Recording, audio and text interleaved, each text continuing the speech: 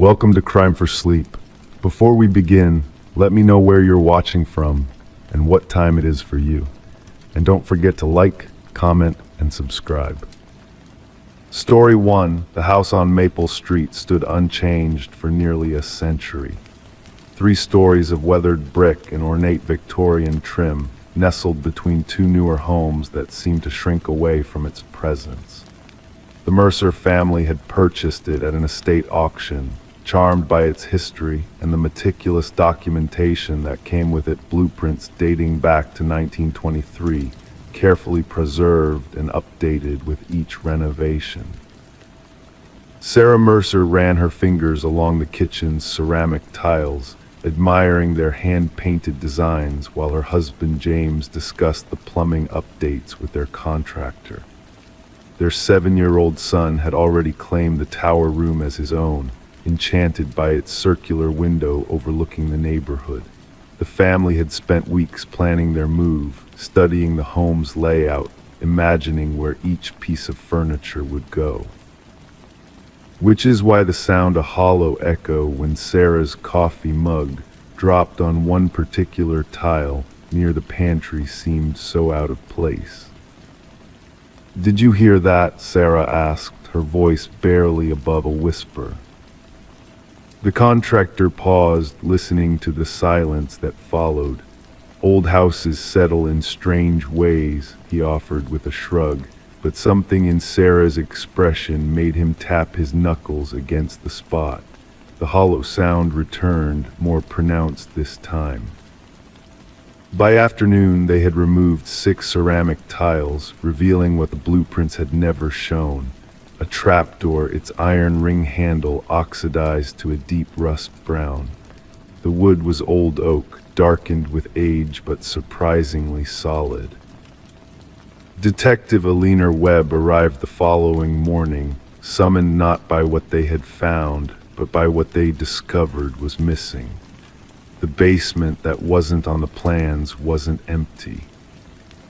"How long have you owned the property?" Detective Webb asked, her voice carrying the practiced calm of someone who had seen too much to be easily disturbed.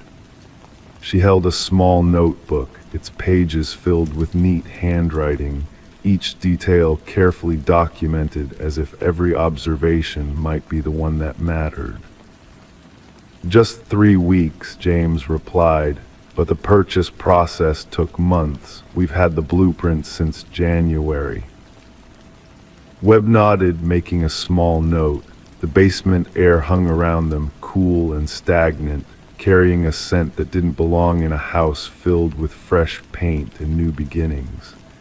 It was the smell of secrets kept too long. The single wooden chair sat in the center of the concrete floor, illuminated by the harsh beam of a work light the contractor had set up. 4 thick metal rings were embedded in the floor, one near each leg of the chair.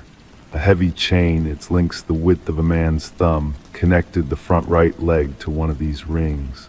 Decades of rust had sealed some of the links together, but the chain remained intact, a silent testament to its purpose. "The recorder was over there," Sarah said, pointing to a dark corner where the light barely reached. "We didn't touch it."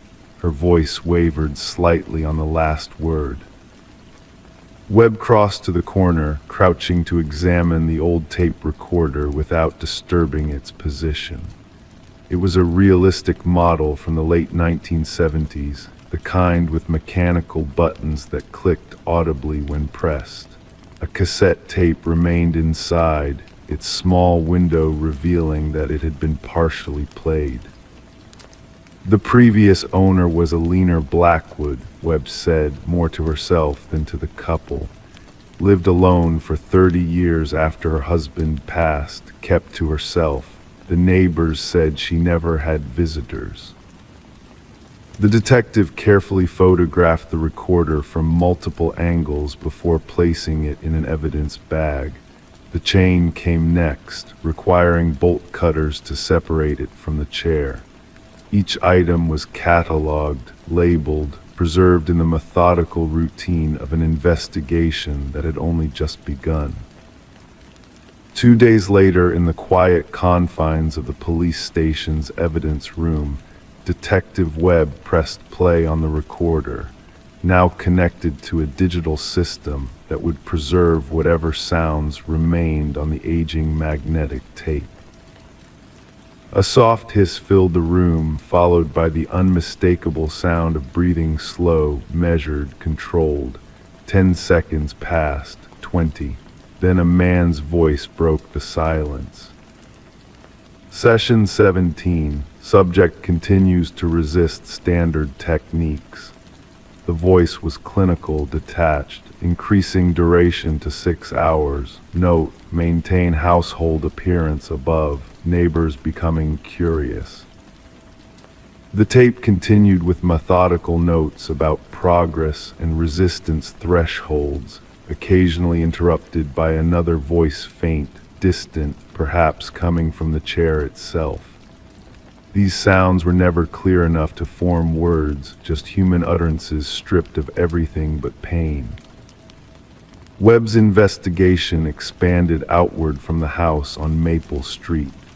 Hospital records revealed that Richard Blackwood, Alina's husband, had been a respected psychiatrist specializing in behavioral modification before his supposed death in 1989. His body had never been found, just an empty car near a bridge and a suicide note that his colleagues had found surprisingly out of character. The property records showed that the Blackwood house had been extensively renovated in 1987 with a contractor who had mysteriously disappeared the following year. His family had reported him missing, but the case had grown cold when his truck was discovered at a bus station 3 states away.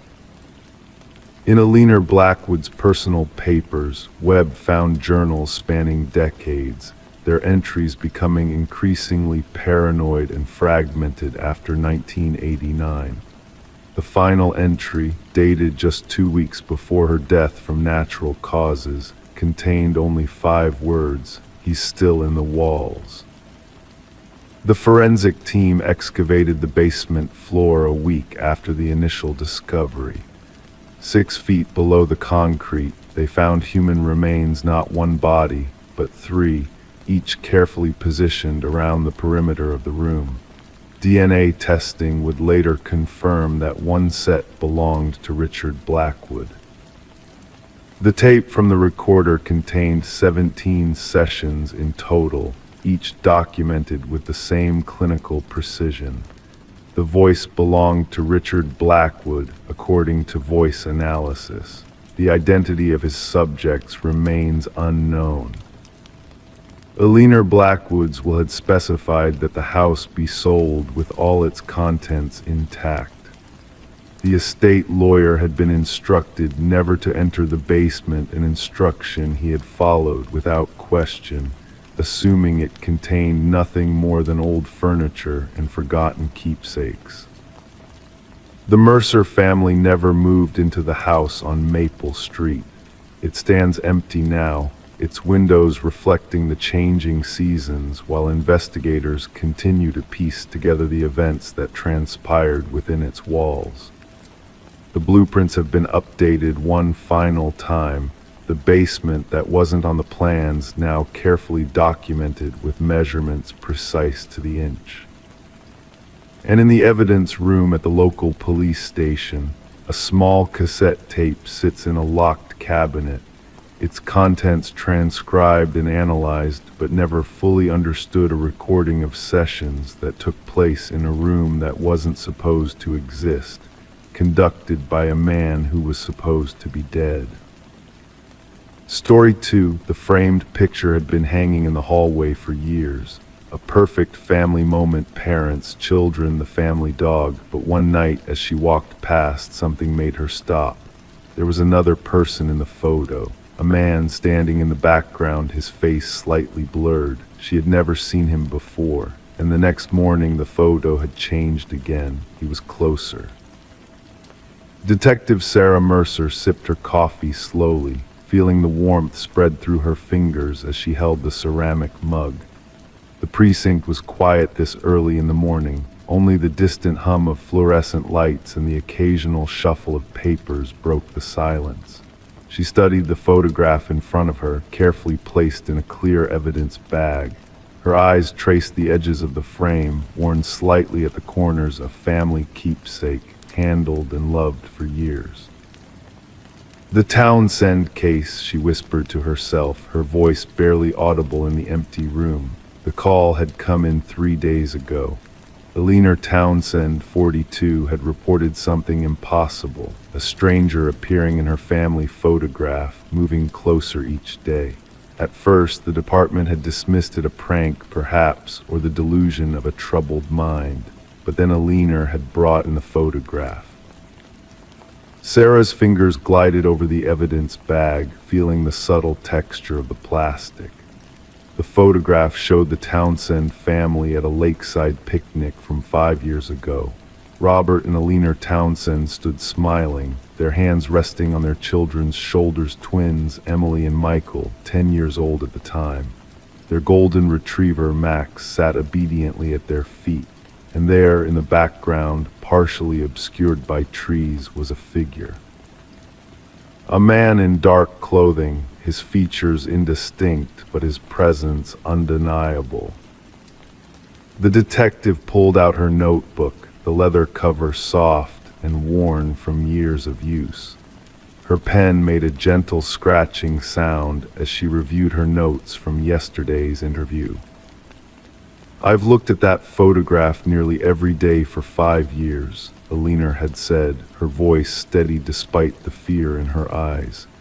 "That man was never there before, and now each morning he's closer to my family."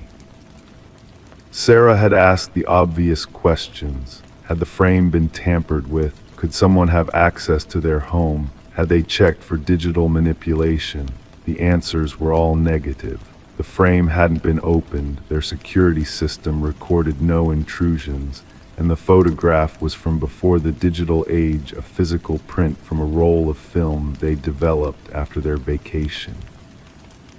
The detective turned the evidence bag over, studying the back of the frame. No signs of tampering were visible. The lab had confirmed it. If someone had changed the photograph, they'd left no traces. Sarah stood up, stretching her back as she walked to the evidence board. Pinned there were 3 photographs, all apparently the same family portrait, taken in sequence over 3 days. In the first, the strange man stood at the edge of the frame, barely visible among the trees. In the second, he had moved forward, now standing clearly in the background, about 20 feet behind the family. In the third, the one Eleanor had brought in yesterday, he stood just 10 feet behind them, his features still blurred, but his posture unmistakably directed toward the children. The coffee in Sarah's mug had cooled, but she took another sip anyway, her eyes never leaving the board. Something about the man's posture nagged at her. The way he stood, slightly hunched, with his head tilted at an angle, it seemed familiar somehow. A soft knock interrupted her thoughts. Officer Jenkins entered, carrying a manila folder. "Got the background check on the Townsends," he said, his voice resonating in the quiet room. "Nothing unusual. Robert works in finance. Eleanor is a part-time librarian. The twins are now 15 good students, no trouble.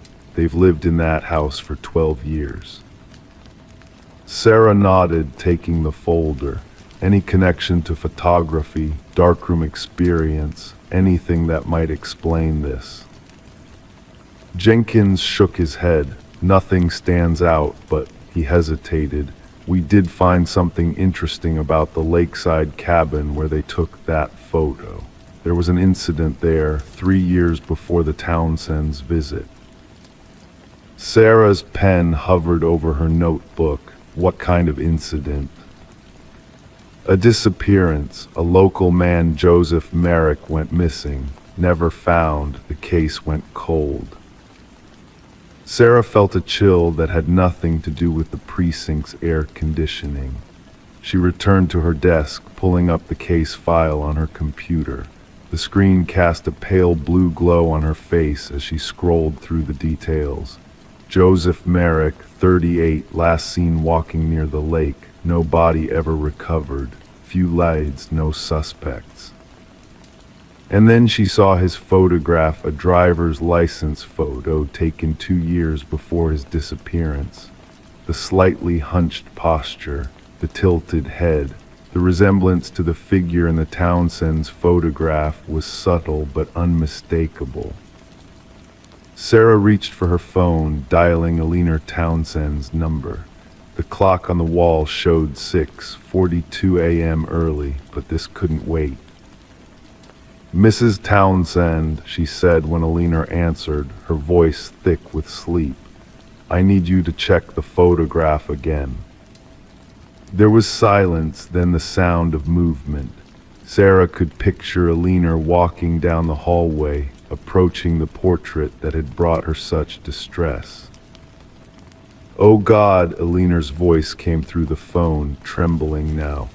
"Detective, he's standing right behind us now, right behind my children."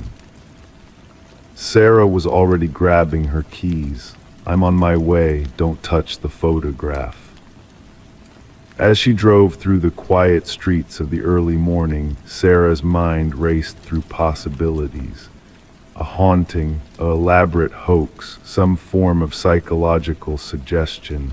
None seemed to fit the evidence.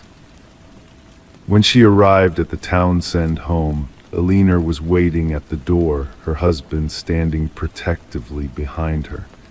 They led Sarah to the hallway where the portrait hung. Sarah's breath caught in her throat. The strange man now stood directly behind the Townsend twins in the photograph, his hands hovering just above their shoulders. His face was clearer, now gaunt, with hollow eyes that seemed to stare directly at the viewer, at Sarah.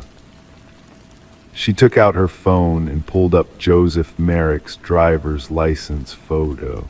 The resemblance was undeniable.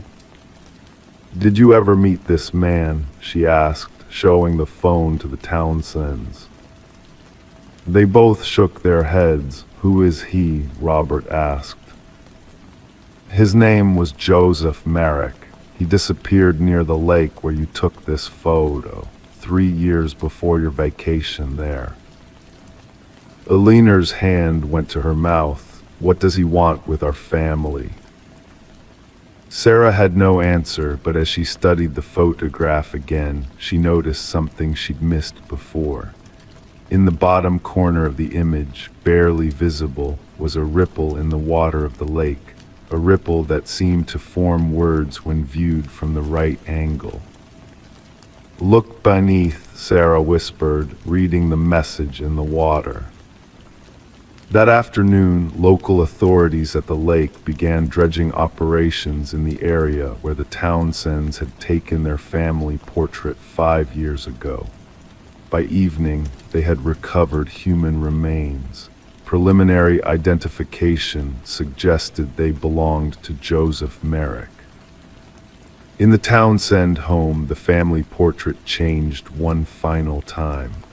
The figure of the man was gone, leaving only the smiling family, parents, children, and their dog.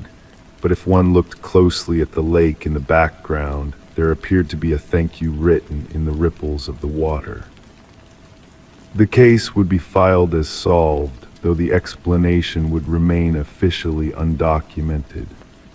Detective Sarah Mercer would keep the series of photographs in her personal files, a reminder that sometimes justice finds its way through channels that defy explanation. And in households across America, people began to look more carefully at their family portraits, wondering what secrets might be hiding in the backgrounds of their most treasured memories.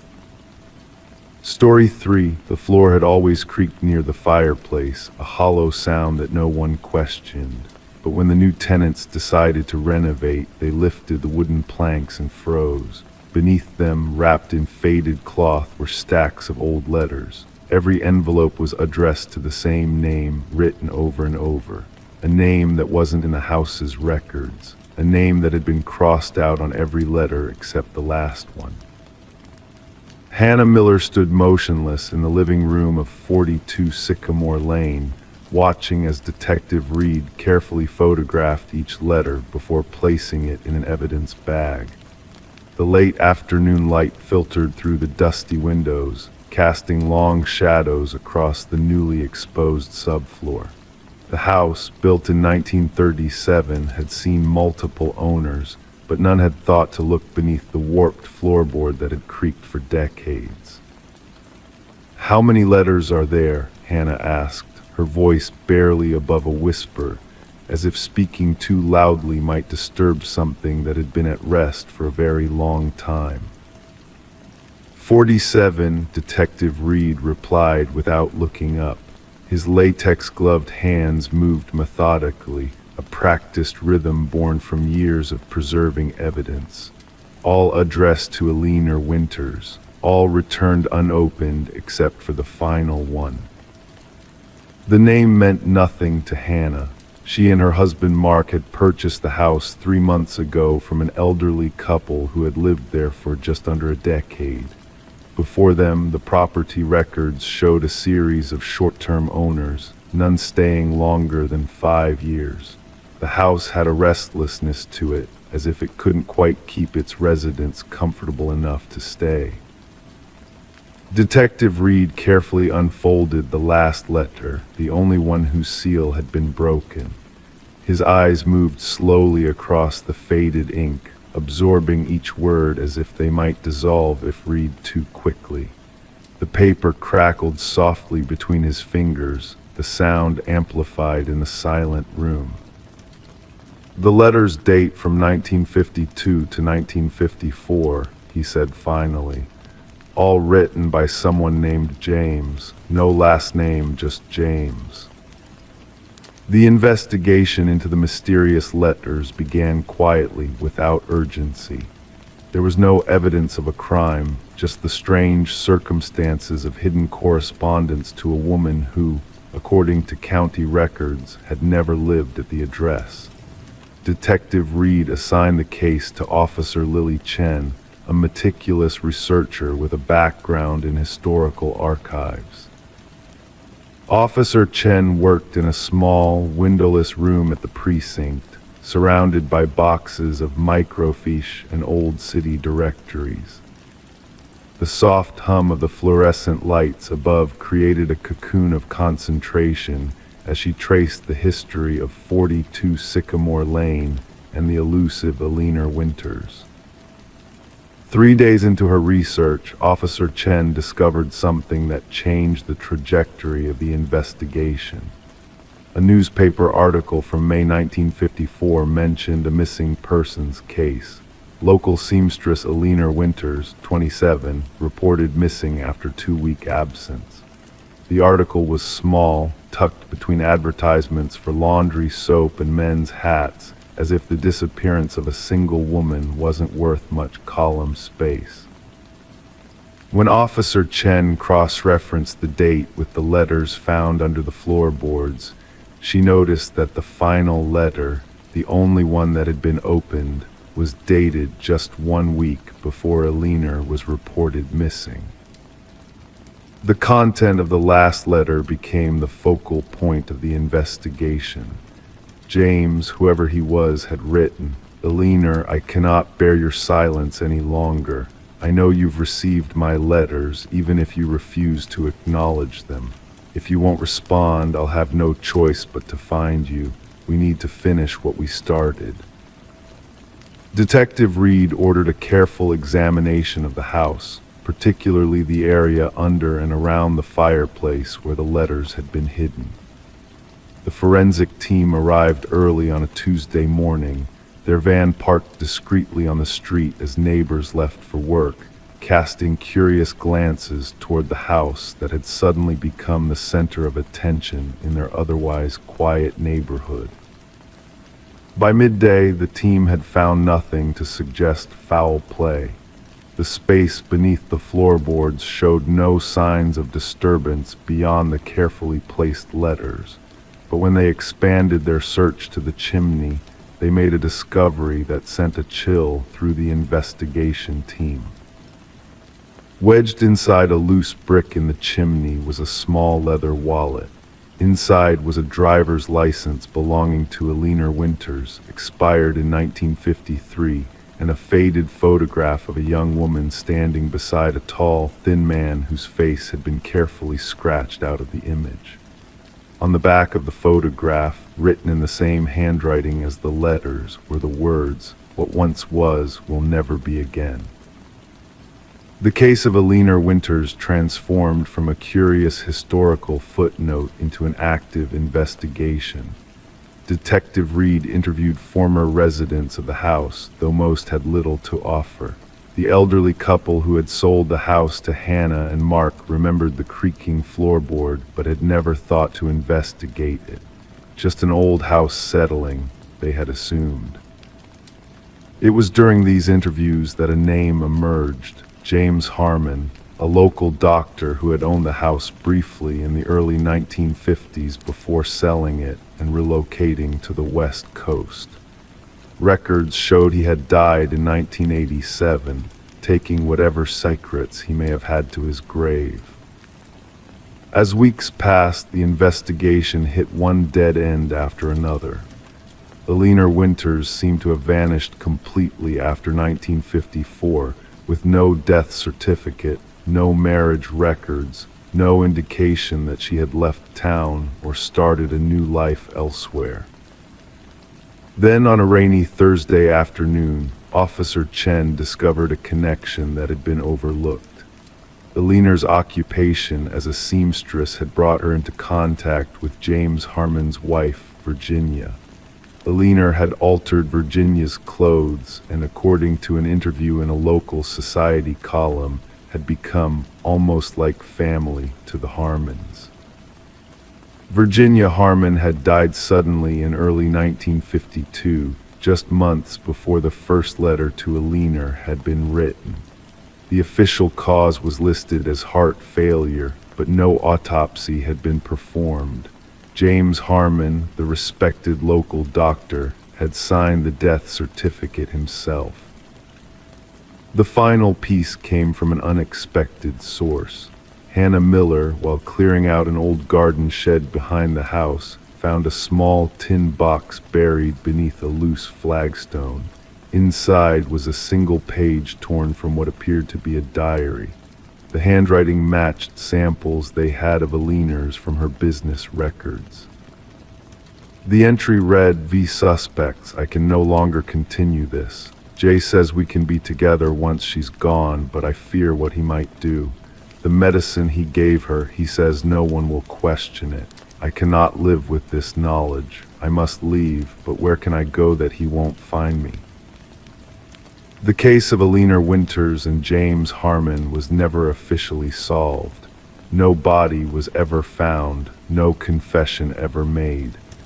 But in the records of the police department, Alina's case remains open, a mystery suspended in time like the letters hidden beneath the floorboards for decades. Hannah and Mark Miller eventually completed their renovations on 42 Sycamore Lane. They replaced the creaking floorboard and reinforced the chimney. But sometimes, on quiet evenings when the house is still, Hannah swears she can hear the faint sound of paper rustling, as if someone is reading old letters in an empty room, searching for an answer that never came. Story 4, it was just a guest room, nothing unusual, except for the lock, thick and industrial, bolted on the outside of the door. The landlord said it had always been there, left from a previous owner. But on the first night in the house, the new tenant heard it, a quiet knock from inside the room. Morgan Chen had just moved to Millfield after accepting a position at the local university. The Victorian house on Sycamore Lane seemed perfect, spacious, affordable, with character that modern apartments lacked. The landlord, a thin man named Harold Willis, had handed over the keys with a perfunctory smile and a folder of information about the property.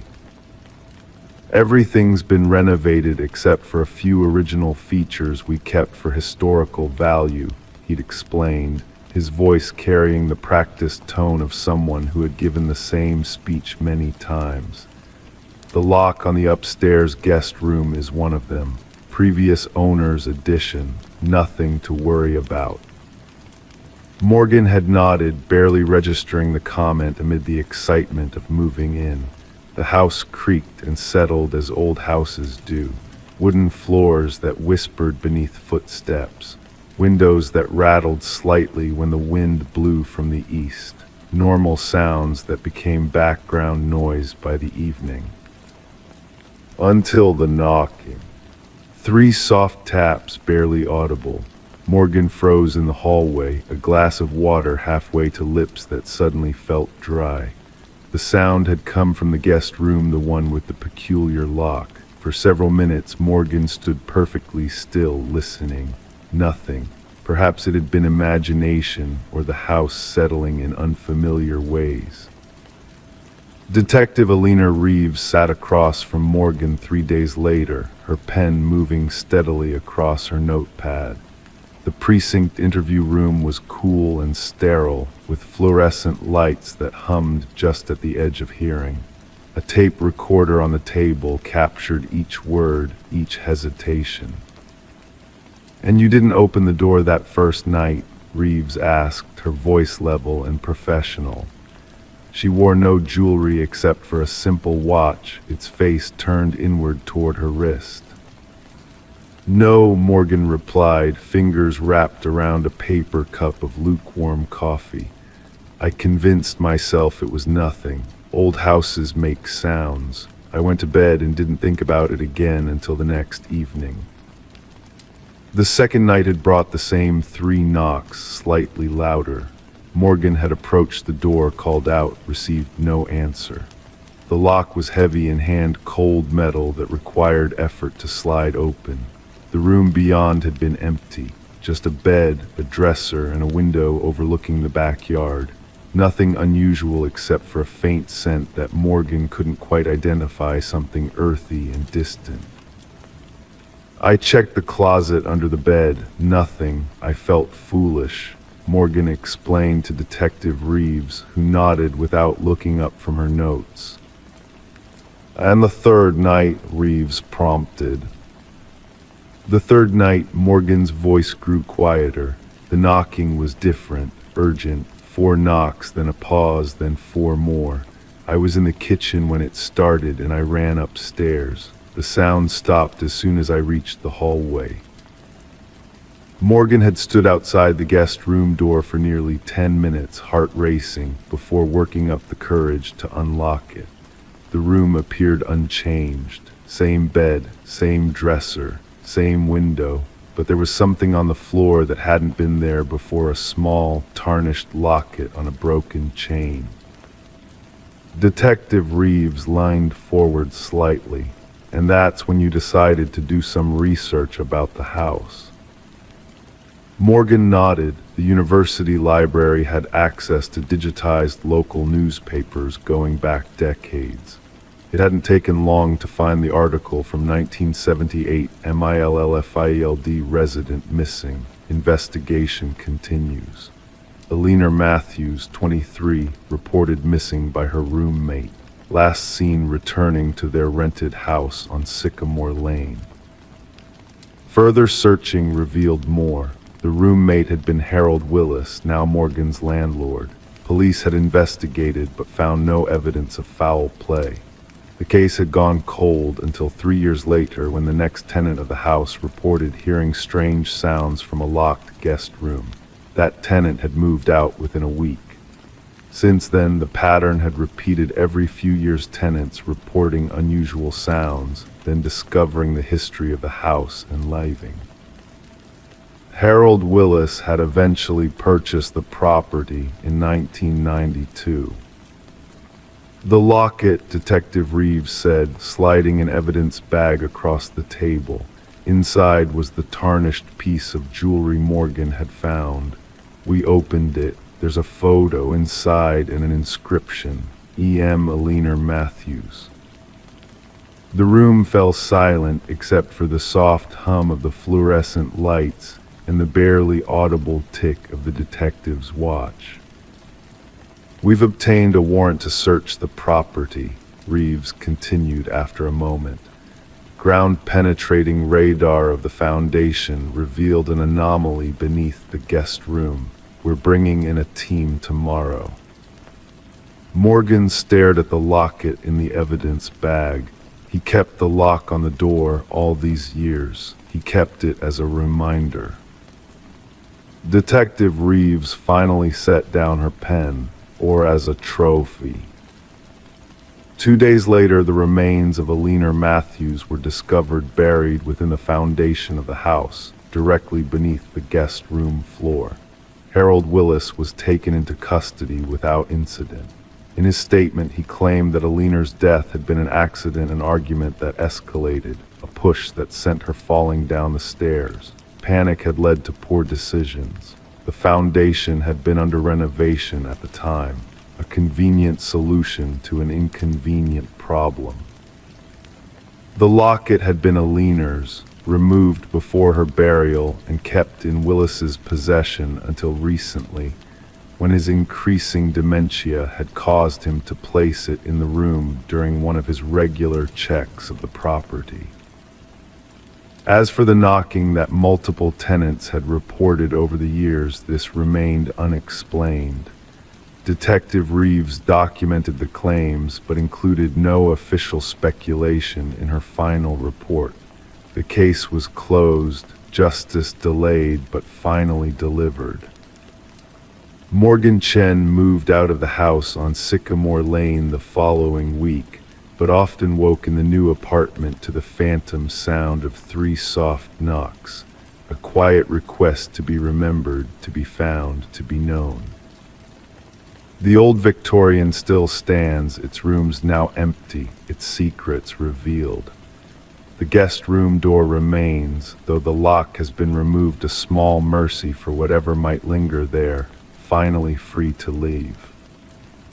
Story 5. She had lived in the apartment for weeks before noticing it, the whispering. At first she thought it was the neighbors, their voices carrying through the thin walls, but then she pressed her ear to the vent. The voices weren't muffled, they were clear, sharp, as if someone was speaking directly inside the ducts. And then, just before she pulled away, the whisper turned into a question. "Can you hear me?" The air in apartment 4B seemed to change after that night. 26-year-old Eliza Mercer had moved into the renovated Westlake apartments in early October. The building, a converted textile factory from the 1920s, retained much of its industrial character, exposed brick walls, high ceilings, and an elaborate network of ventilation ducts that snaked through each unit like metal veins. Management had marketed these features as authentic industrial charm. Now they felt more like unwanted conduits. Detective Thomas Reed pressed his fingertips against the smooth surface of his desk as he reviewed the case file. The manila folder was too thin for a disappearance that had now stretched into its 3rd week. A cup of coffee cooled beside him, the surface still as glass in the quiet of the early morning precinct. The only sound was the soft shuffling of papers as he turned each page with methodical precision. Eliza Mercer's friends had reported her missing after she failed to appear at a birthday dinner. They described her as reliable, punctual, not someone who would vanish without explanation. Her phone had gone unanswered. Her social media accounts had fallen silent. When officers performed the initial welfare check, her apartment had been found in pristine condition, nothing out of place, no signs of struggle, just an empty space with the faint scent of jasmine lingering in the air. "She mentioned something odd during our last call," said Catherine, Eliza's closest friend, her voice soft and measured as Detective Reed recorded her statement. She twisted a silver ring around her finger, a nervous habit that seemed to help her concentrate. said she was hearing voices through the vents. I told her it was probably just the neighbors, but she seemed unsettled by it. Reed nodded, making a note without comment. Old buildings had their quirks. Sound traveled in unexpected ways through ductwork and wall cavities. Nothing inherently suspicious about that. Yet something about Catherine's description lingered with him as he drove to the Westlake apartments later that afternoon.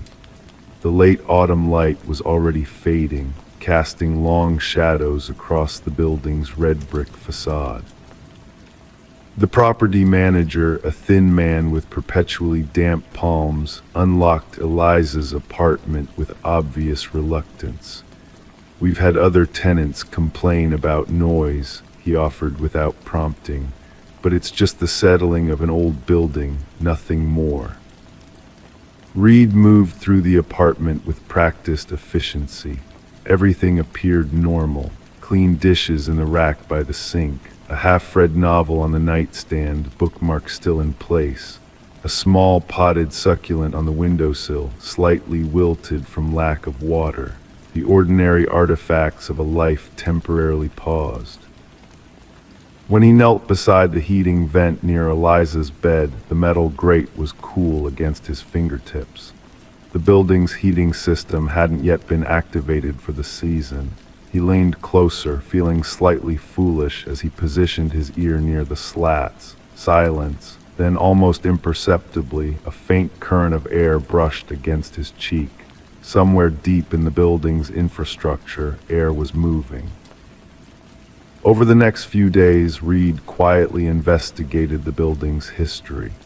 The Westlake Mill had operated until 1972 before sitting vacant for decades.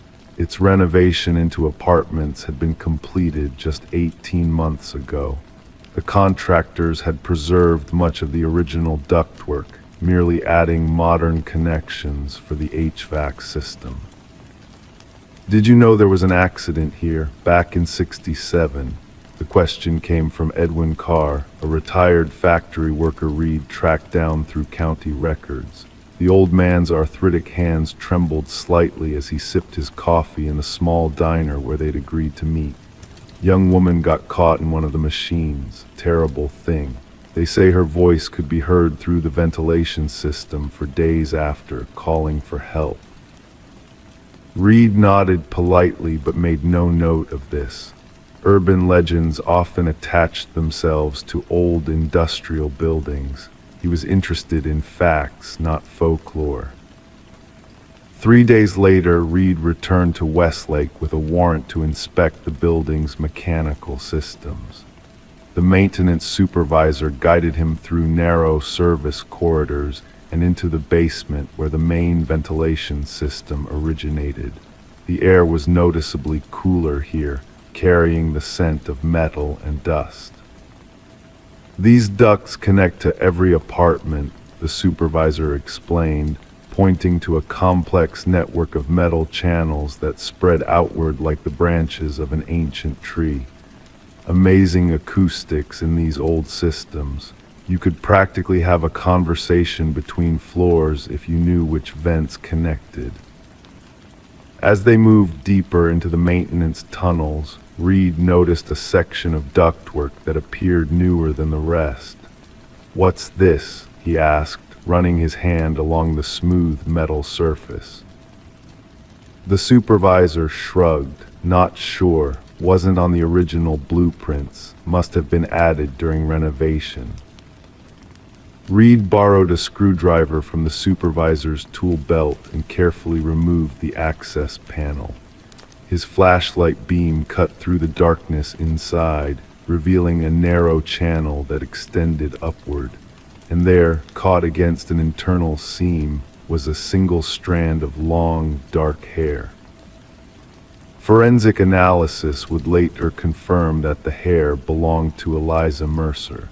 Further examination of the ventilation system uncovered a hidden space A maintenance room from the original factory that had been walled over during renovation.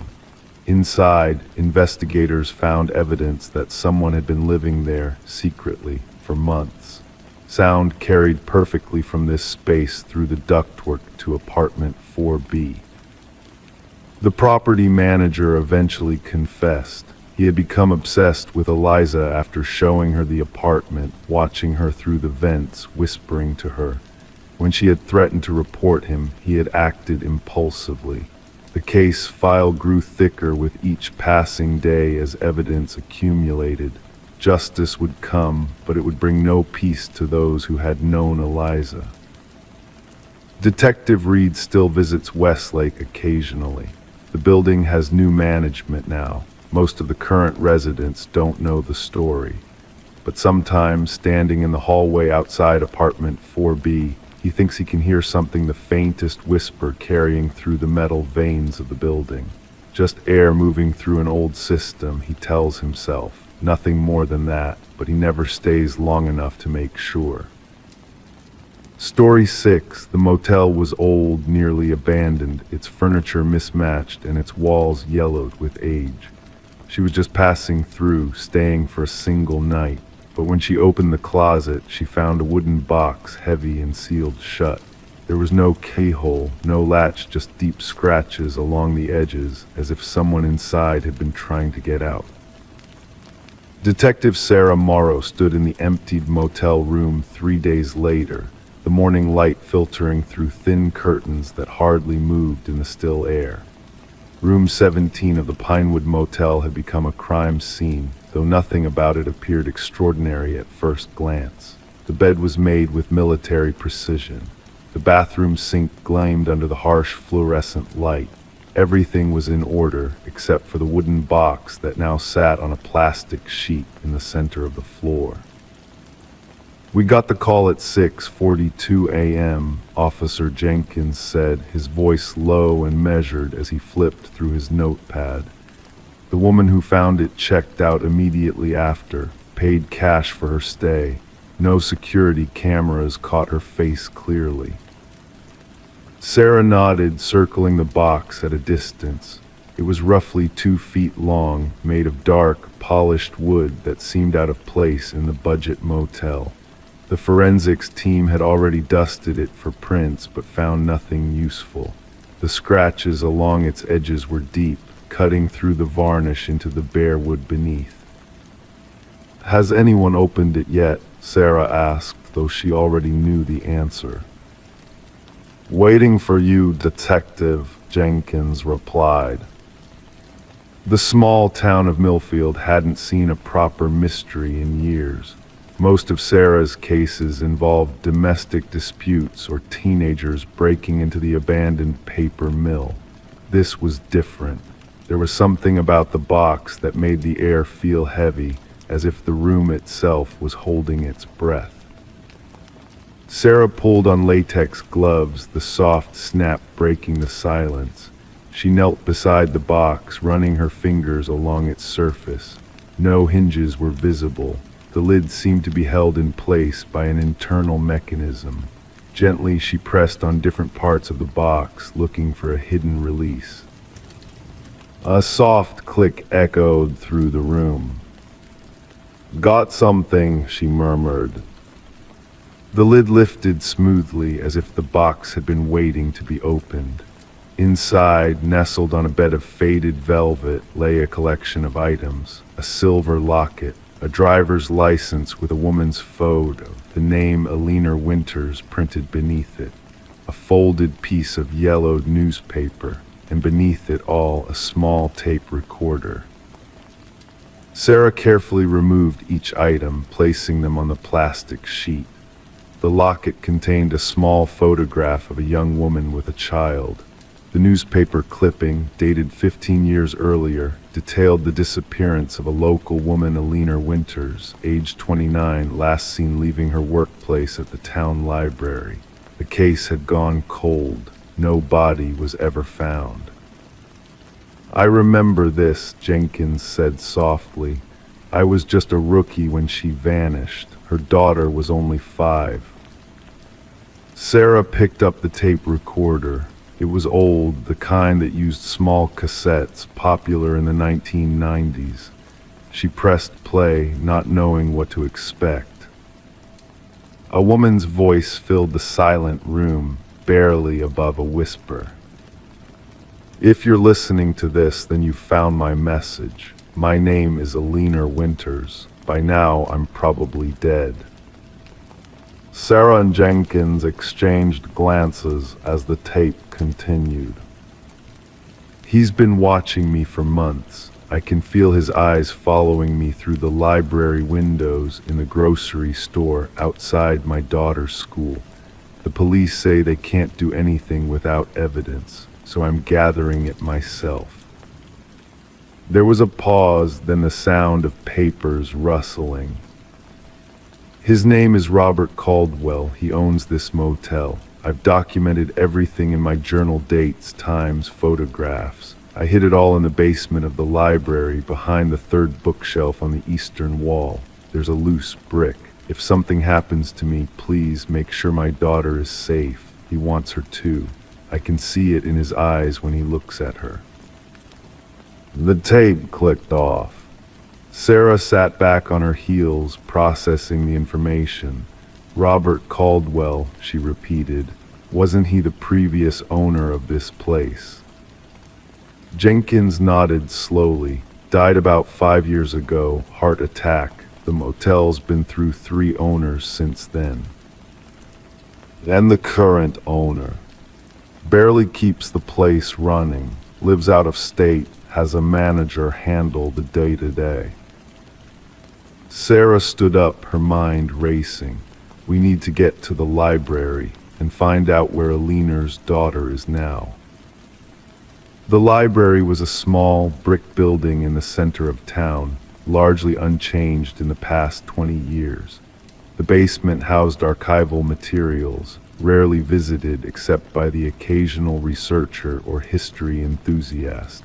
Following Alina's instructions, Sarah located the third bookshelf on the eastern wall. Jenkins held a flashlight as she ran her fingers along the bricks. Here, she said, feeling one brick shift under her touch. Behind it was a cavity containing a leather-bound journal and a manila envelope. The journal contained meticulous entries detailing Alina's observations of Robert Caldwell's behavior, including photographs taken from a distance. The envelope held additional evidence, receipts showing Caldwell's presence at locations where Alina had been, a strand of hair taped to a card, and a small key labeled Storage Unit 17. She was building a case, Sarah said, turning the pages carefully, but she never got to finish it. The final entry in the journal was dated the day before Alina disappeared. It read simply, "He knows, going to confront him tonight, left everything for Katie if I don't come back." Katie Winters, now 20 years old, lived 2 towns over, studying at the community college. When Sarah and Jenkins arrived at her apartment, she invited them in with confused politeness. "I barely remember my mother," Katie said, sitting across from them at her small kitchen table. "My grandmother raised me. She told me Mom just left one day." "We have reason to believe that wasn't the case," Sarah said gently, explaining their discovery. Katie's hands trembled as she looked through the photographs and journal entries. "All these years I thought she abandoned me," she whispered. "There's something else," Sarah added. "The storage unit key. Do you know anything about it?" Katie shook her head, but there's only one storage facility in Millfield, Grand Storage out by the highway. At Grand Storage, Unit 17 revealed the final pieces of the puzzle. Inside was a sealed plastic container holding a video camera with a tape still inside, and a manila envelope containing soil samples and what appeared to be blood-stained fabric swatches. Back at the police station, the forensics team worked through the night analyzing the evidence. The video showed Caldwell's motel from a distance, focusing on room 17, the same room where the box had been found. Alina's voice narrated softly as the camera captured Caldwell carrying large, heavy bags into the room late at night, then leaving empty-handed. The soil samples from the storage unit matched the soil behind the motel in an area that had since been paved over for additional parking. The blood on the fabric matched Alina's type, preserved in the medical records the police still had on file. 2 days later, with a warrant in hand, Sarah supervised as the concrete behind the motel was broken up. 6 feet down, wrapped in plastic sheeting, they found human remains. Dental records would later confirm they belonged to Alina Winters. In the original wooden box, which had been kept in evidence, Sarah found one final clue. A false bottom, revealed only after careful examination, contained a sealed letter addressed to Katie. "My dearest daughter," it began, "if you're reading this, I want you to know I never would have left you by choice. I hope whoever found this box has brought you answers and justice. Know that everything I did to protect you." As the case came to a close, Sarah watched Katie standing by her mother's newly marked grave in the Millfield Cemetery. Justice had come 15 years too late, but it had come. Robert Caldwell had died never facing consequences for his actions, but Alina's story was finally known. The woman who had found the box in the motel closet was never identified. Motel records showed she had checked in under the name Alina Winters, a detail that gave Sarah chills when she discovered it. Some mysteries, it seemed, would remain unsolved. In the years that followed, room 17 of the Pinewood Motel remained vacant. Not because anyone knew its history, the case had been kept relatively quiet out of respect for Katie, but because something about the room felt different, heavier, as if the walls themselves remembered what had happened there and what had been found inside the closet. A simple wooden box with scratches along the edges, as if someone inside had been trying to get out. Story 7, the apartment had been empty for years, its windows covered in dust. But as the new tenant wiped down the glass, he saw a name faintly etched into the surface. It wasn't his name. It wasn't the name of the previous tenant. And when he looked closer, he realized something worse. The scratches were on the inside. Detective Morgan Reed stood in the center of the small apartment, the late afternoon light filtering through the now clean windows, casting long shadows across the hardwood floor.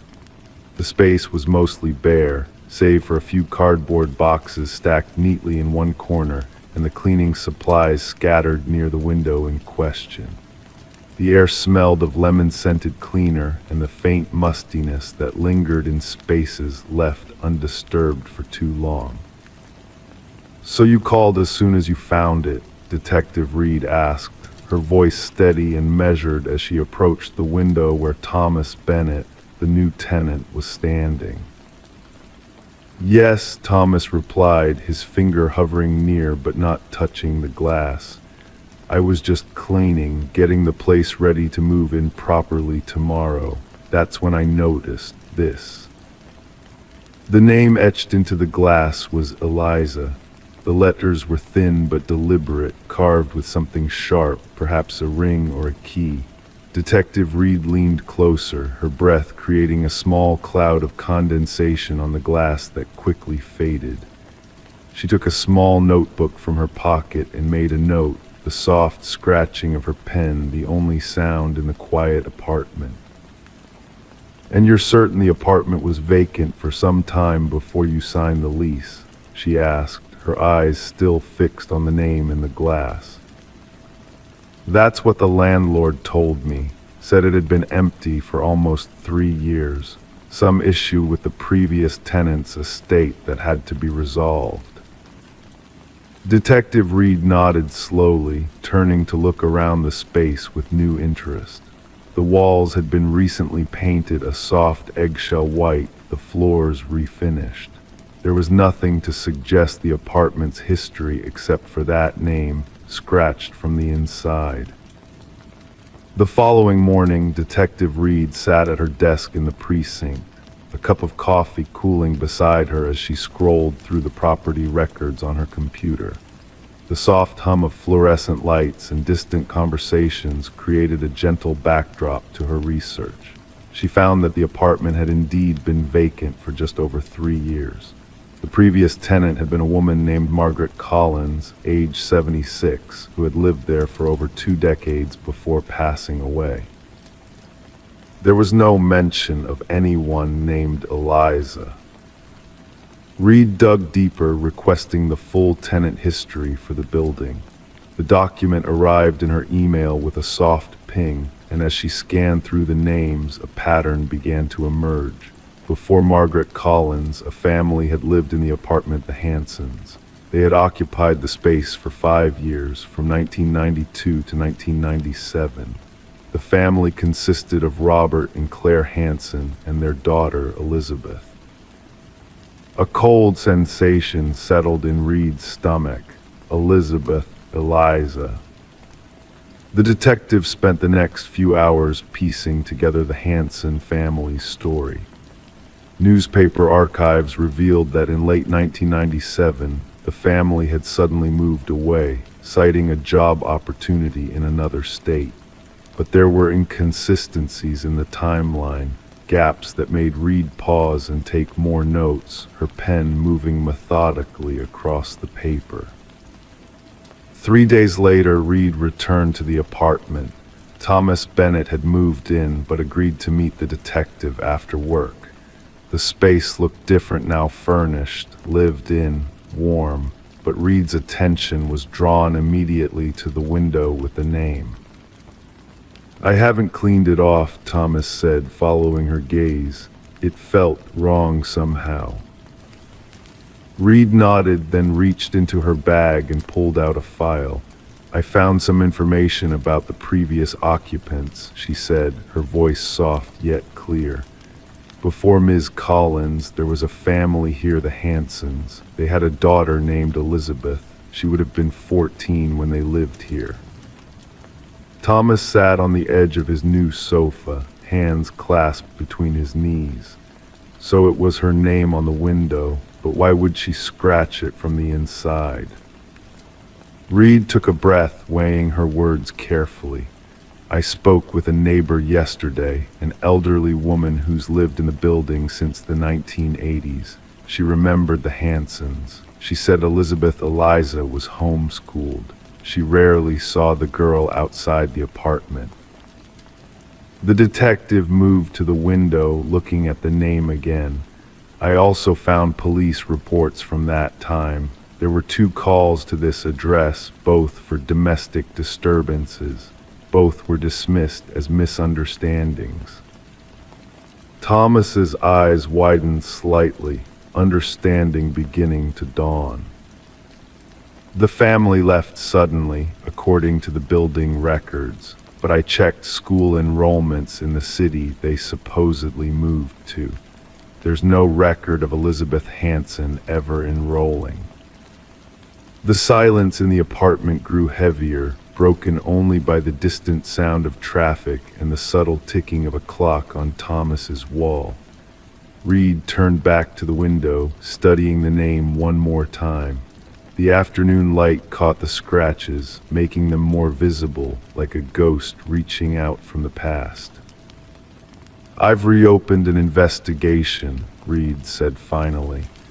"We're going to look more closely at the Hanson family, try to locate Elizabeth, and we'll be bringing in a forensic team to examine this apartment more thoroughly." Thomas nodded, his gaze also fixed on the name in the window. "Do you think she's—" Reed didn't answer immediately. In her 15 years as a detective, she had learned that sometimes silence spoke more truth than words. "I don't know," she said eventually, "but someone scratched that name from the inside, and I intend to find out why." As Reed left the apartment that evening, the setting sun cast long shadows across the room, the name on the window catching the light one last time before darkness fell. The case of Eliza Hanson had begun, a whisper from the past slowly growing louder, demanding to be heard. And somewhere in a file that would soon be reopened lay the answers to questions no one had thought to ask for over 20 years, questions about a girl who had etched her name into a window, perhaps as her final testament to a world that had forgotten she existed. Story 8. The lake had been still, undisturbed, a perfect sheet of glass reflecting the moonlight. But when the fishermen arrived at dawn, they found something chilling. A trail of wet footprints leading out of the water, deep, heavy impressions in the mud. But they stopped abruptly, disappearing into the forest. There were no returning prints. Whoever or whatever had walked out of the lake had never gone back. The small town of Millbrook had always prided itself on the tranquility of Lake Serene. For generations, it had been a place where families gathered, where children learned to swim, where elderly couples walked hand in hand along its shores as the sun set behind the pines. But on that Tuesday morning in late October, something changed in the collective consciousness of the town. A whisper began, soft as the morning mist that hovered above the water's surface.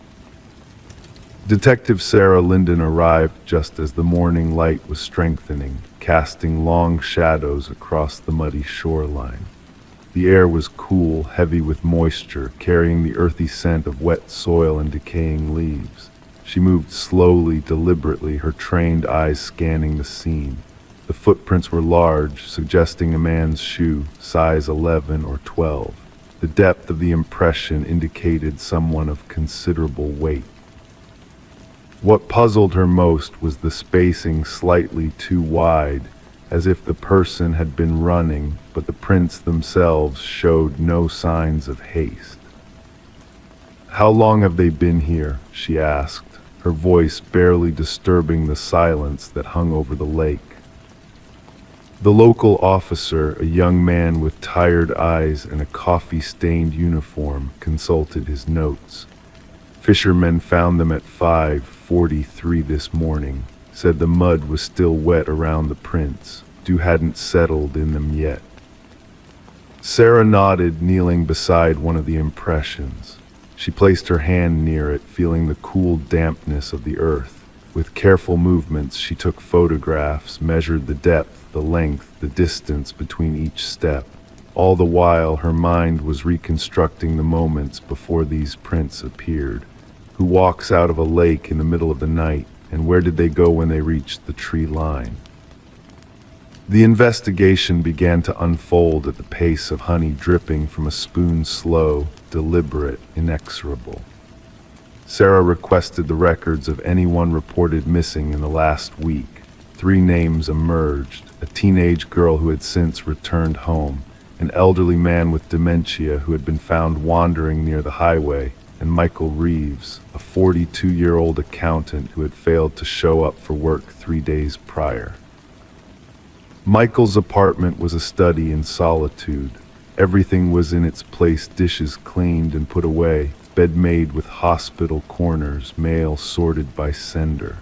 On his desk, a calendar with nothing written on it except for one notation: lake on the day he disappeared.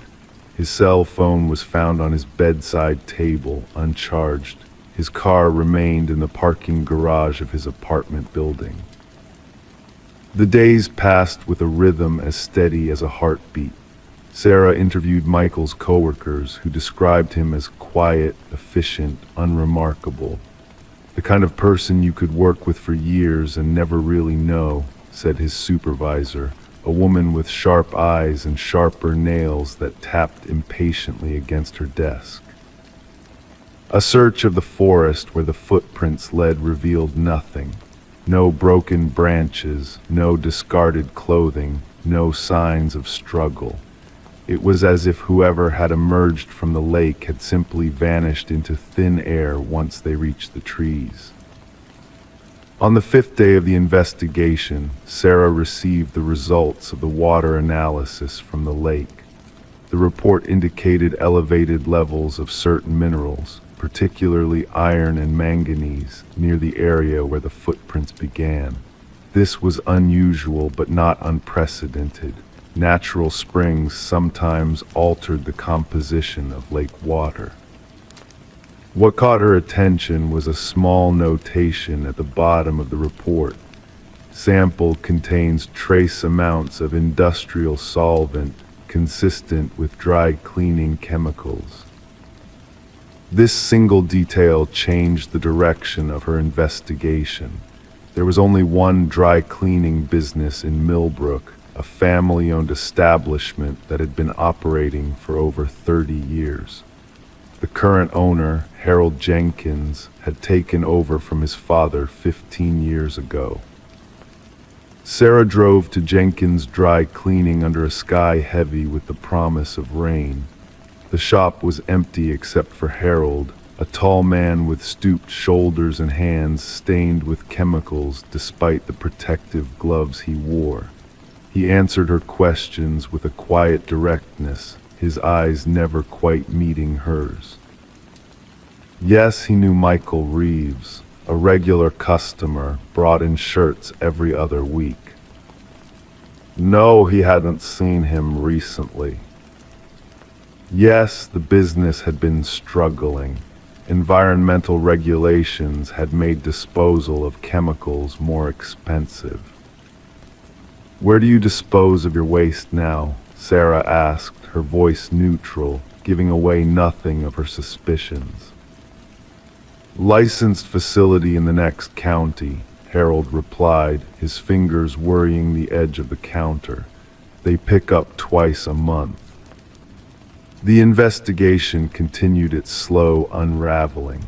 Records showed that the waste disposal company had no pickups scheduled from Jenkins' dry cleaning in the past 3 months. A former employee, speaking in hushed tones over coffee in a diner 20 miles from Millbrook, mentioned seeing Harold loading barrels into his truck late at night. "Near the lake?" Sarah asked, and the young woman nodded, her eyes darting nervously to the door. The picture began to form in Sarah's mind like a photograph developing in chemical solution. Harold struggling with mounting costs, the lake isolated at night, Michael perhaps witnessing something he shouldn't have while taking a late evening walk. The final piece came from Michael's email, finally accessed after days of legal requests. A message drafted but never sent, addressed to the Environmental Protection Agency. It detailed his concerns about contamination in Lake Serene, observations of fish dying near the western shore, the same shore where his footprints would later emerge. When Sarah returned to Jenkins' dry cleaning with a search warrant, Harold was gone. His house was empty, clothes missing from closets, toothbrush absent from the bathroom. His truck was found abandoned at a bus station 50 miles away. The case remained officially open, but as weeks turned into months, the likelihood of finding either Michael or Harold diminished. The footprints at the lake had long since been washed away by rain and time, leaving only photographs in a case file as evidence they had ever existed. Sometimes in the quiet hours of early morning, Sarah would find herself drawn back to Lake Serene. She would stand at the shore, watching the play of light on water, and wonder, had Michael confronted Harold that night? Had there been a struggle? Or had something else entirely happened, something that couldn't be explained by the careful logic of detective work? The lake kept its secrets, reflecting only the sky above and the trees that surrounded it. And occasionally, when the wind was still and the water perfectly calm, Sarah could almost imagine she saw them footprints, emerging from the depths, walking toward the unknown darkness of the forest beyond. Story 9, the first message was simple. "I know what you did." She dismissed it as a prank, but then came another. "I know where you were last night. The third message contained something worse, a photo. It was of her bedroom, taken from outside her window. In the quiet suburban town of Millfield, where streetlights cast long shadows across neatly trimmed lawns, Eleanor Pearson lived a life of careful routine. Her Victorian home stood slightly apart from the others, its blue paint fading in places, like a secret slowly being revealed by time. On Tuesdays, she taught English literature at the local college. On Thursdays, she volunteered at the library. And every night she closed her floral curtains precisely at 9:30, a habit as predictable as the passage of seasons. Detective Marcus Reed noticed this detail as he sat across from Eleanor in her living room 3 days after the messages began. The room was filled with books, their spines creating a tapestry of colors against white walls. A grandfather clock in the corner marked time with a gentle persistence, its pendulum swinging in hypnotic rhythm. Outside, autumn leaves drifted past the window, occasionally tapping against the glass like hesitant visitors. "When did you first realize someone was watching you?" Detective Reed asked, his pen hovering above a small, leather-bound notebook. His voice was low and measured, carrying the weight of 17 years on the force. The room felt smaller when he spoke. Eleanor's fingers traced the edge of her teacup, the porcelain cool beneath her touch. "I thought it was nothing at first," she said, her words careful and measured. "Just spam or a wrong number, but then..." Her voice trailed off as she reached for her phone, scrolling through messages with deliberate movements. The detective leaned forward slightly, his chair releasing a soft creak that seemed to echo in the stillness of the room. The scent of Earl Grey tea mingled with the mustiness of old books as he studied the messages on her screen. His expression remained neutral, but something in his eyes changed when he saw the photograph of Eleanor's bedroom window, the camera angle positioned from the old oak tree that stood sentinel in her backyard. "Have you noticed anything else unusual? Anyone paying particular attention to your routines?" he asked, jotting notes in handwriting that slanted slightly to the right, the ink flowing smoothly across the page. Eleanor's gaze drifted toward the window, where afternoon light filtered through partially drawn curtains, creating patterns on the hardwood floor. "There was something," she said after a moment of consideration. "At the college, a man I didn't recognize watching me from the parking lot. When I looked again, he was gone." The investigation unfolded like a slow-motion waltz in the days that followed. Detective Reed discovered that Eleanor wasn't the only one receiving messages. 2 other professors at Millfield College had reported similar incidents, cryptic texts that revealed intimate knowledge of their daily lives, photographs taken through windows, silent phone calls that came at precisely the same time each evening. In the evidence room at the Millfield Police Department, where fluorescent lights hummed overhead and the air carried the faint smell of coffee and paper, Detective Reed pinned the photographs to a corkboard. Each image told a story of invasion, a private moment observed by unseen eyes. He stood back, arms crossed, as Officer Laurel Chen entered the room, carrying a folder marked with the date. "The cell phone signals were bounced through multiple towers," she said, her voice quiet yet clear in the empty room. "Whoever's doing this knows how to hide their digital footprints." Reed nodded slowly, his gaze fixed on the board.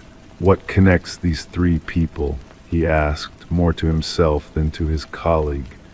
"What thread runs through their lives that someone would find worth pulling?" The answer came not from evidence or interrogation, but from a seemingly unrelated event.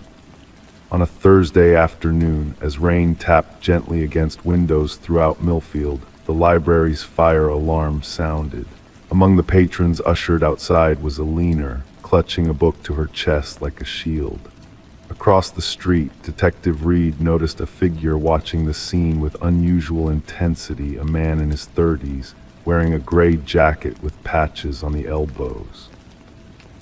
When their eyes met, the man turned away too quickly, disappearing around a corner before Reed could cross the street. But it was enough a thread had appeared in the tapestry of the case. The man's name was Oliver Whitman, a former student who had been dismissed from Millfield College 3 years earlier for academic dishonesty. All 3 professors had served on the disciplinary committee that ended his academic career. As Detective Reed discovered, Oliver had spent those 3 years building a new identity as a computer security consultant, gaining skills that allowed him to monitor, track, and infiltrate the digital lives of those he blamed for his failure. In Oliver's apartment, where the blinds were always drawn and the air smelled of instant coffee and electronics, police found elaborate maps of the professor's routines, photographs documenting their most private moments, and the equipment used to send untraceable messages. But Oliver himself was nowhere to be found. "He knows we're onto him," Reed said, standing in the empty apartment as forensic technicians carefully cataloged evidence. "He's been watching us as closely as he's been watching them." The final message came that night. On Alina's phone, a single line of text appeared. "Some stories don't have endings." Detective Reed ordered patrols around all 3 professors' homes, officers positioned in cars with engines running quiet and heaters fighting against the autumn chill. At exactly midnight, the power went out in Alina's neighborhood. In the sudden darkness, illuminated only by flashlights and the distant glow of backup generators coming online, Oliver Whitman was finally apprehended, not approaching Alina's home, but leaving the town entirely, a bus ticket to another state in his pocket and a new identity prepared. When questioned in a room where the clock on the wall seemed to tick with deliberate slowness, Oliver spoke with unsettling calm. "I never planned to hurt them," he explained, his voice soft and reasonable. "I just wanted them to know what it feels like to have someone else control your story." The case of the watching stranger was officially closed. Oliver Whitman received a sentence that would keep him away from Millfield for many years. The professors installed new security systems and gradually returned to their routines.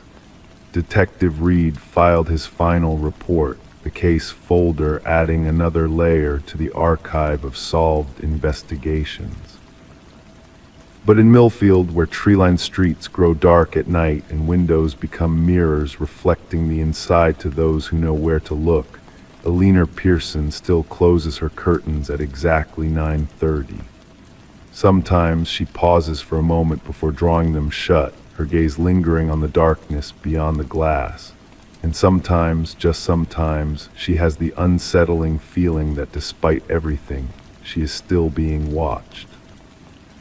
Because some stories, once started, never truly end, they just fade into the background, waiting for the right moment to continue. Story 10, renovations always bring forth the unexpected. Old relics of the past resurface from their hiding places under layers of dust and time. In the case of Sarah and Michael, their venture into renovating their newly acquired Victorian-era home took a chilling turn. Beneath the floorboards lay a folded letter, its yellowed paper frail and ink faded, but its warning clear: don't trust the one who knocked. Before the couple could process the ominous message, 3 sharp knocks pierced the silence of the house, sending shivers down their spines. Detective Alina Reed, a seasoned investigator, arrived on the scene with her partner, the exposed floorboards revealing a hidden cavity below. With gloved hands, she carefully retrieved the note, knowing that the couple's inadvertent touch had tainted potential evidence. As Reed delved deeper into the mystery, it became apparent that the house held secrets far darker than its ornate moldings and rich history suggested. The previous owners, the Hargrove family, had left behind a legacy of enigma and tragedy. Margaret Hargrove, the last resident, had lived a reclusive life until her passing, leaving behind no enemies or suspicious circumstances surrounding her death. However, the discovery of the cryptic note hinted at a hidden chapter in the Hargroves' lives. Forensic analysis dated the letter back 2 decades, during a time of distress and fear for Margaret and her late husband, Franklin. Reed's investigation unearthed unsettling truths about Franklin's descent into paranoia, possibly fueled by mounting gambling debts and the looming presence of a mysterious collector who came knocking always 3 raps at the door. A breakthrough came when Reed interviewed Margaret's sister, who revealed the true source of Margaret's fear. The collector, Victor Mercer, a notorious loan shark who had vanished without a trace years ago. The pieces of the puzzle started falling into place as the forensic team uncovered a dark secret hidden beneath the house, a male skeleton, identified as Victor Mercer, buried beneath the foundation. Margaret's diaries, discovered in the attic, provided a haunting account of the events that transpired. Franklin's confrontation with Mercer had led to a deadly altercation, resulting in Mercer's demise and a web of deceit that Margaret carried with her in silence. The knocking that haunted her in her final years echoed the specter of guilt and fear that lingered within the walls of the house.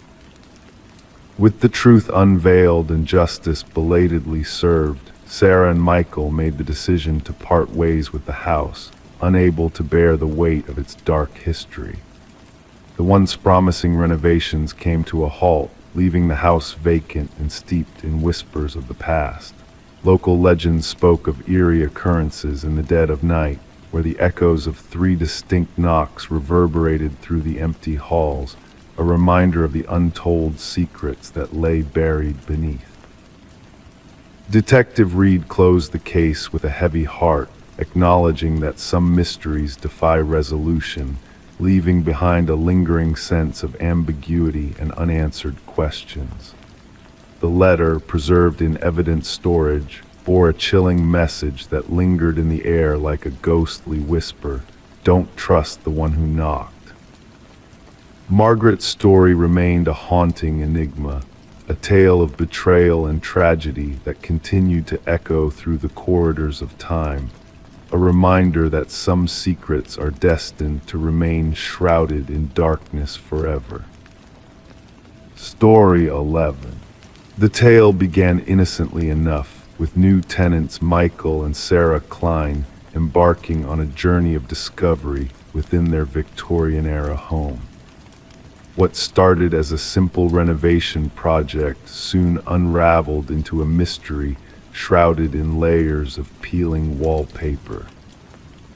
As they peeled back the damaged sections, they uncovered a haunting revelation: a name, repeated obsessively across the wall in frantic ink strokes.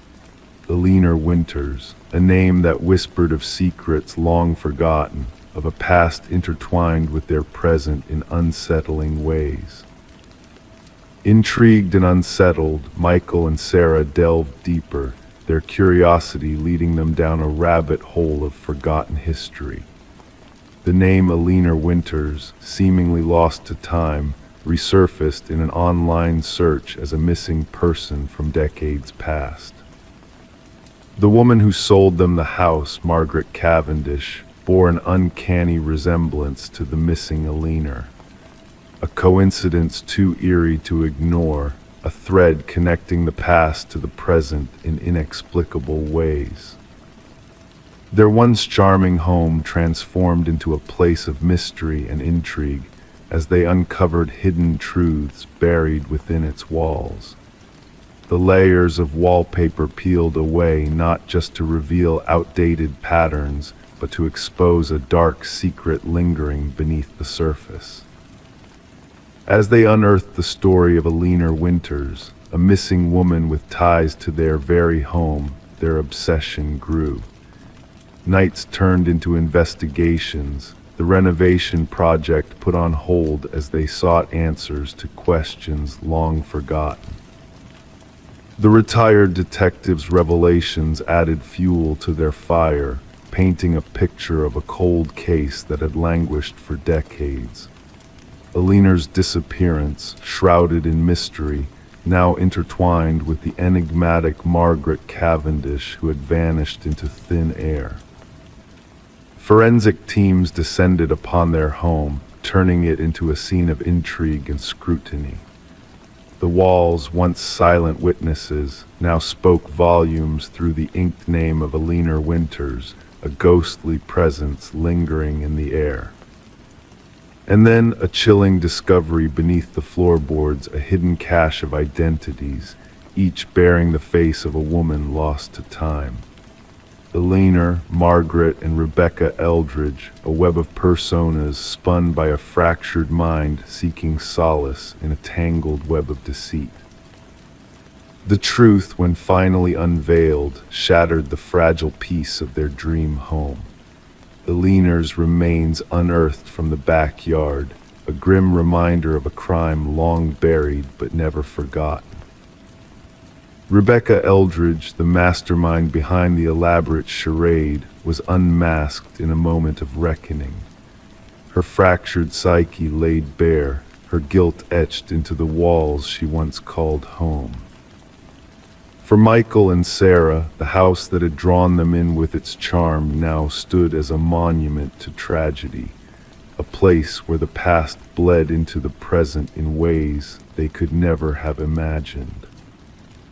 As they watched the sun set from their front porch, the shadows lengthened, casting a pall over their once beloved home. The walls whispered tales of a bygone era, of secrets buried deep within the foundation, waiting to be unearthed by those brave enough to listen. And so, as the night descended, enveloping them in its embrace, Michael and Sarah found themselves drifting into a restless slumber, haunted by the echoes of a story that refused to be forgotten. Story 12. The realtor's listing made no mention of a basement. The blueprints offered no clue to its existence. Yet, as the family peeled back the worn carpet, a hidden door emerged, its handle coated in rust. 3 sets of hands strained to pry it open, revealing a gust of stagnant air heavy with the fragrance of moist soil. Descending the steps into darkness, they braced for storage, but were met with a solitary chair beneath a swaying light bulb, and there on the wall hung a collection of photographs of them. The Mercer family settled into the suburban abode during the wintry veil of early nights and stark, leafless trees. The aged 2-story home, with its weathered siding and creaking floors, exuded character and history, qualities they had sought. Little did they anticipate the depth of history within the house or the force with which it would converge with their present. Detective Sarah Connors arrived at the property with her partner, the crime scene unit already cordoning off the area with fluttering yellow tape. Mrs. Mercer's voice quivered over the phone as she recounted the discovery beneath their living room floor. "We must document everything before anyone else descends," Connors directed, slipping on latex gloves with practiced ease. Camera flashes punctuated the stairwell as the forensic team captured the scene. The wooden steps moaned beneath their weight. The small basement, akin to a standard bedroom, featured concrete walls painted a dull gray. A solitary chair was bolted to the floor at the room's center, with a bare bulb casting stark shadows that danced in the unseen breeze. However, it was the line of photographs that commanded attention. 37 images meticulously arranged in chronological order. "These date back nearly 4 weeks," Connor's partner remarked, studying the timestamps inscribed on the photo backs. "Look at this one, Mrs. Mercer asleep on the couch, Mr. Mercer at the kitchen table, the kids in their rooms." Investigations yielded no signs of forced entry, no shattered windows or tampered locks. The security system had remained dormant. Nothing was stolen, only privacy and the sense of security the family once held.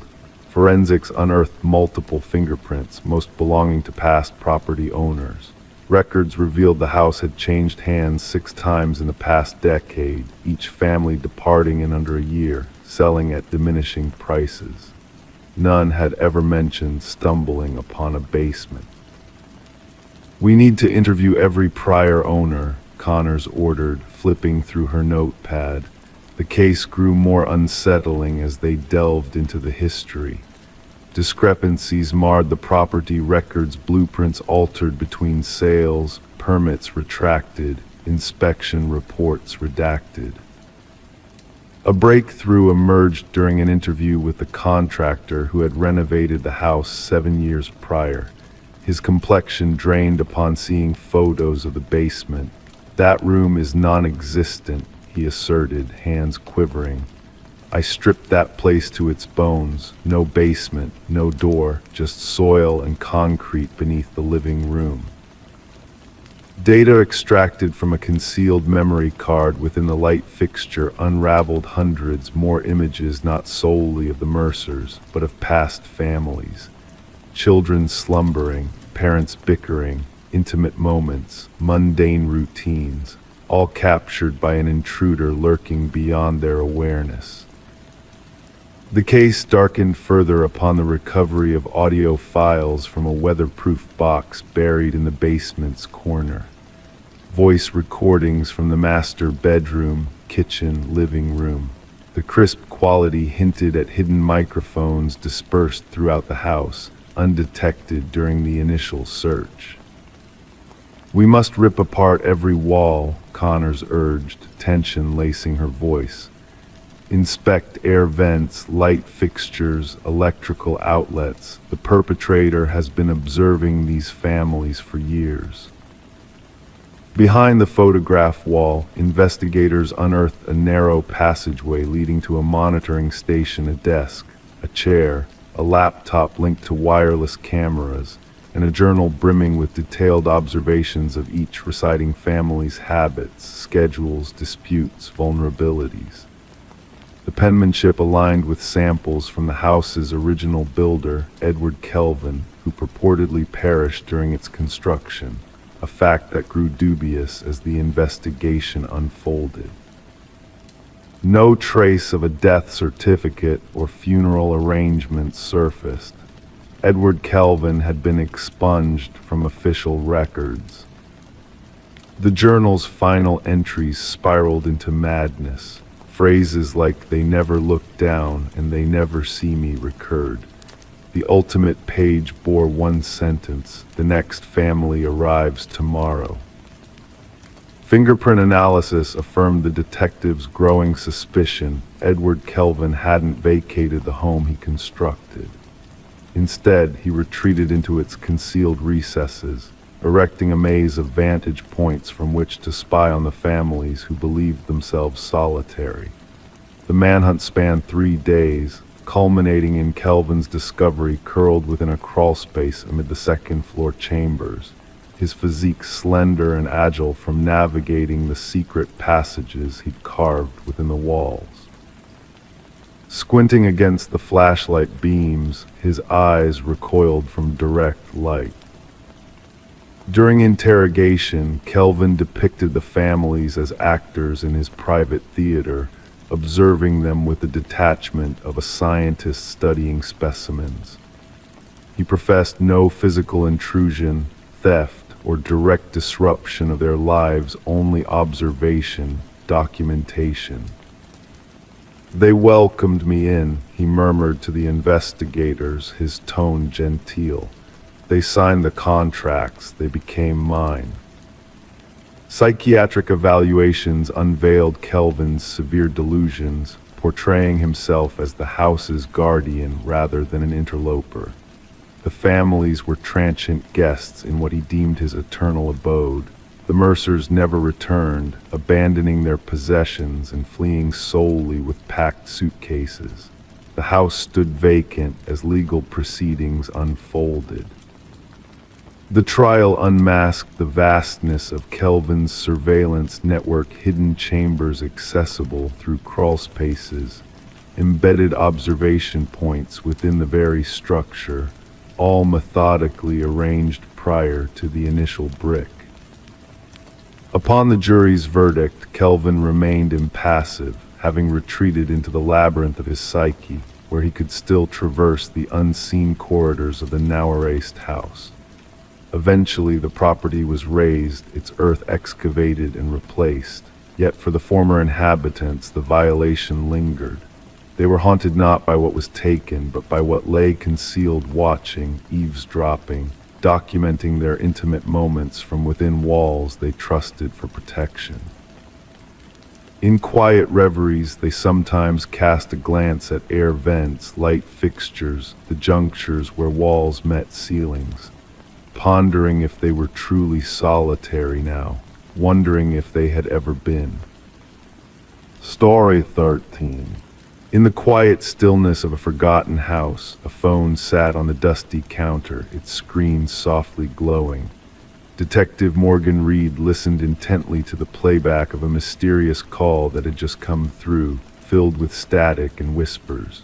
The voice on the other end belonged to a woman, frantic and desperate, uttering 5 haunting words before the line fell silent. He's here.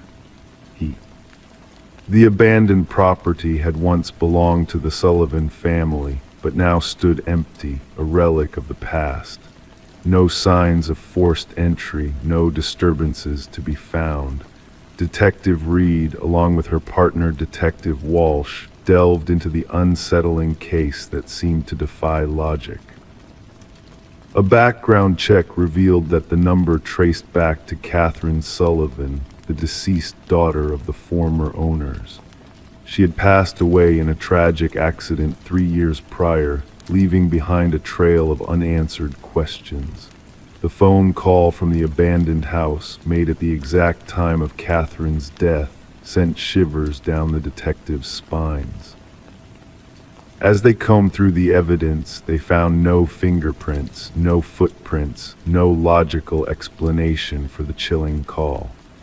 The forensic team was at a loss, unable to unravel the mystery that surrounded them.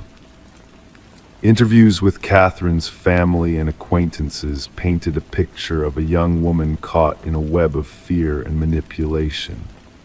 Her journal, unearthed by her grieving mother, revealed a harrowing tale of control and eventual terror at the hands of her boyfriend, Mark Jennings. Mark's facade crumbled under the weight of the evidence against him. His alibi shattered, his lies exposed. It became clear that the accident that claimed Catherine's life was not, as it seemed, a sinister truth buried beneath layers of deceit. With the discovery of Catherine's buried phone and the revelation of deleted texts, the pieces of the puzzle began to fall into place. Mark's twisted game of deception, his elaborate ruse to frame Catherine as a vengeful spirit, was laid bare for all to see. In a chilling twist of fate, Mark was found sitting in the very house where his crimes had been uncovered. His delusions of outwitting the law shattered as justice finally caught up to him. As the courtroom verdict resounded, Catherine's mother clung to her daughter's journal, a testament to the unwavering strength of a voice silenced too soon. The phone from the abandoned house, now a relic of a dark chapter closed, but not forgotten. In the hushed halls of the evidence locker, a phantom ring echoes through the silence, a reminder that even in death, the truth will always find a way to be heard. Catherine's story, a beacon of resilience and justice, a whisper in the night that refuses to be silenced. Story 14. They stumbled upon it in the attic, nestled beneath a worn blanket. A porcelain doll, fragile and aged, with its wide, unblinking blue eyes painted on. Sarah and Michael, a young couple, shared a chuckle at the unexpected find, just another forgotten relic of the past. Yet that night a strange sensation lingered in the air as they settled into bed. The atmosphere grew heavier, the silence stretching into an eerie stillness. And when morning broke, the doll was no longer in the attic. It now perched at the foot of their bed. Sarah and Michael had acquired the Victorian house at auction, captivated by its intricate woodwork and enigmatic allure, despite whispers of its troubled history. They were drawn to the tales woven into its very foundation, unaware that they would soon become entwined in its narrative. One brisk autumn morning, Detective Rachel Winters received a call. The scene she encountered was chilling. The female victim, positioned in a contorted manner in the master bedroom, eyes frozen wide in terror, while the male victim seemed to have been caught in a desperate attempt to flee. The setting was pristine, devoid of forced entry or signs of a struggle beyond the haunting poses of the deceased.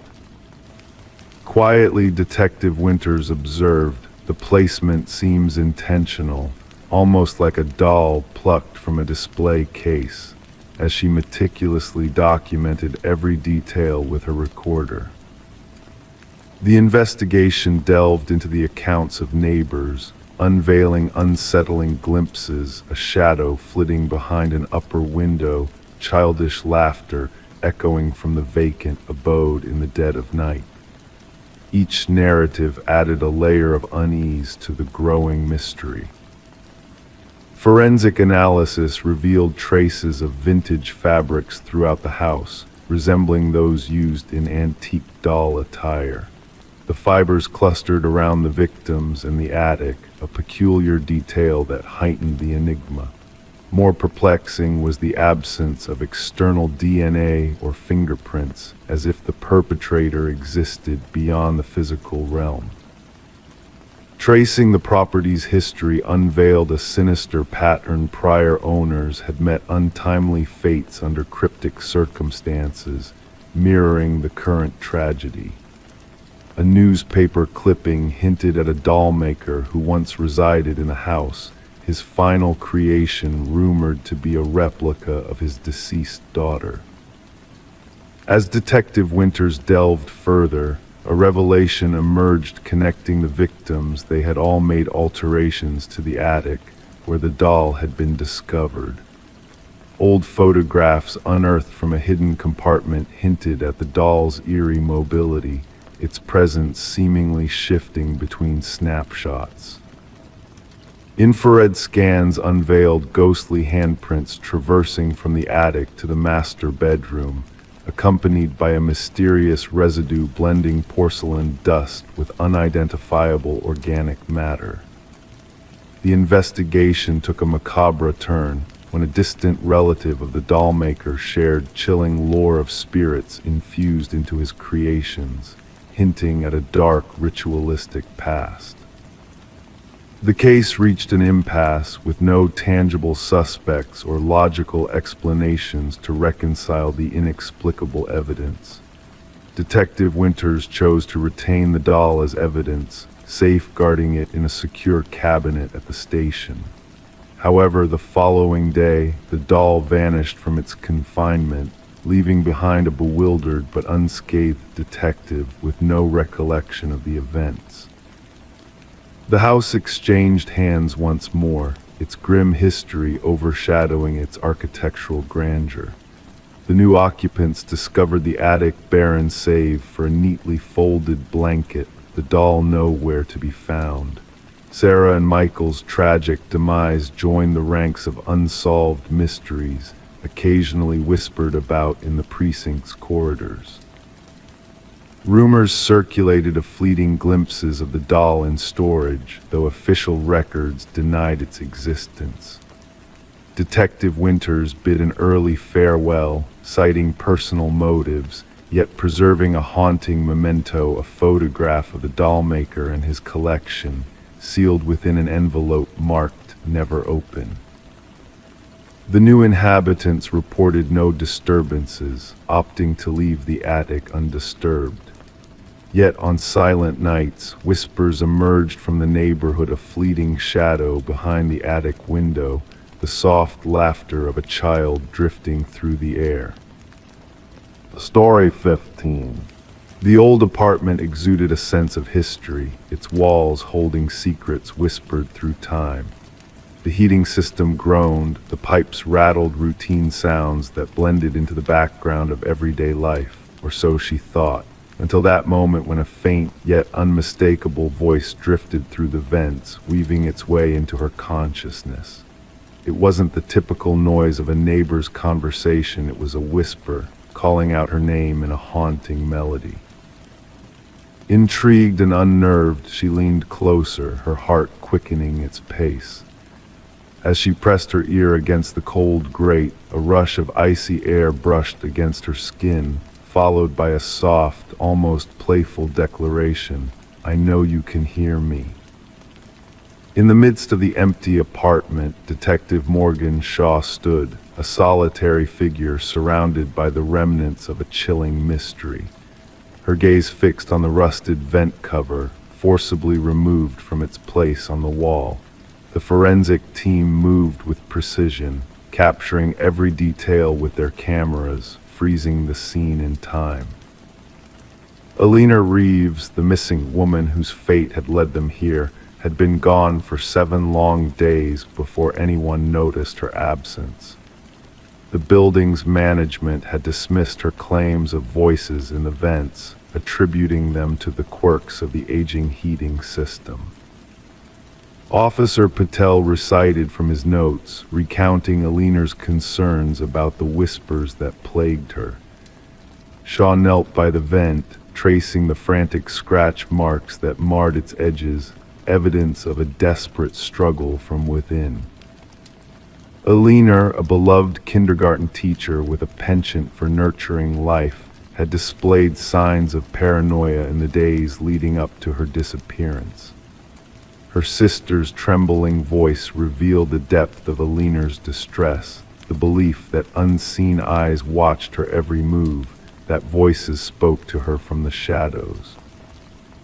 The apartment bore witness to Alina's fears, from the neatness of her bed to the chair positioned beneath the vent, a silent sentinel to the whispered conversations that only she could hear.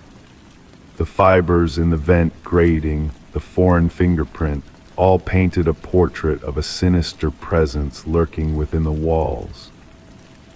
As Shaw delved deeper into the case, a disturbing pattern emerged. Previous tenants had fled the apartment, each haunted by inexplicable noises and spectral voices. Harold Weber, the enigmatic building superintendent, remained a constant figure in the residents' narratives, his calm facade masking a darker truth. The discovery of a hidden passage within Alina's bathroom unveiled a realm of shadows and secrets concealed within the building's structure. A clandestine existence unfolded before their eyes, a stalker living within the walls, a phantom orchestrating a macabre symphony of whispers and surveillance. Weber's meticulously kept records, his digital shrine to his victims, exposed the extent of his twisted obsession. The artifacts found in his possession, remnants of lives intruded upon, echoed the horror of his deeds.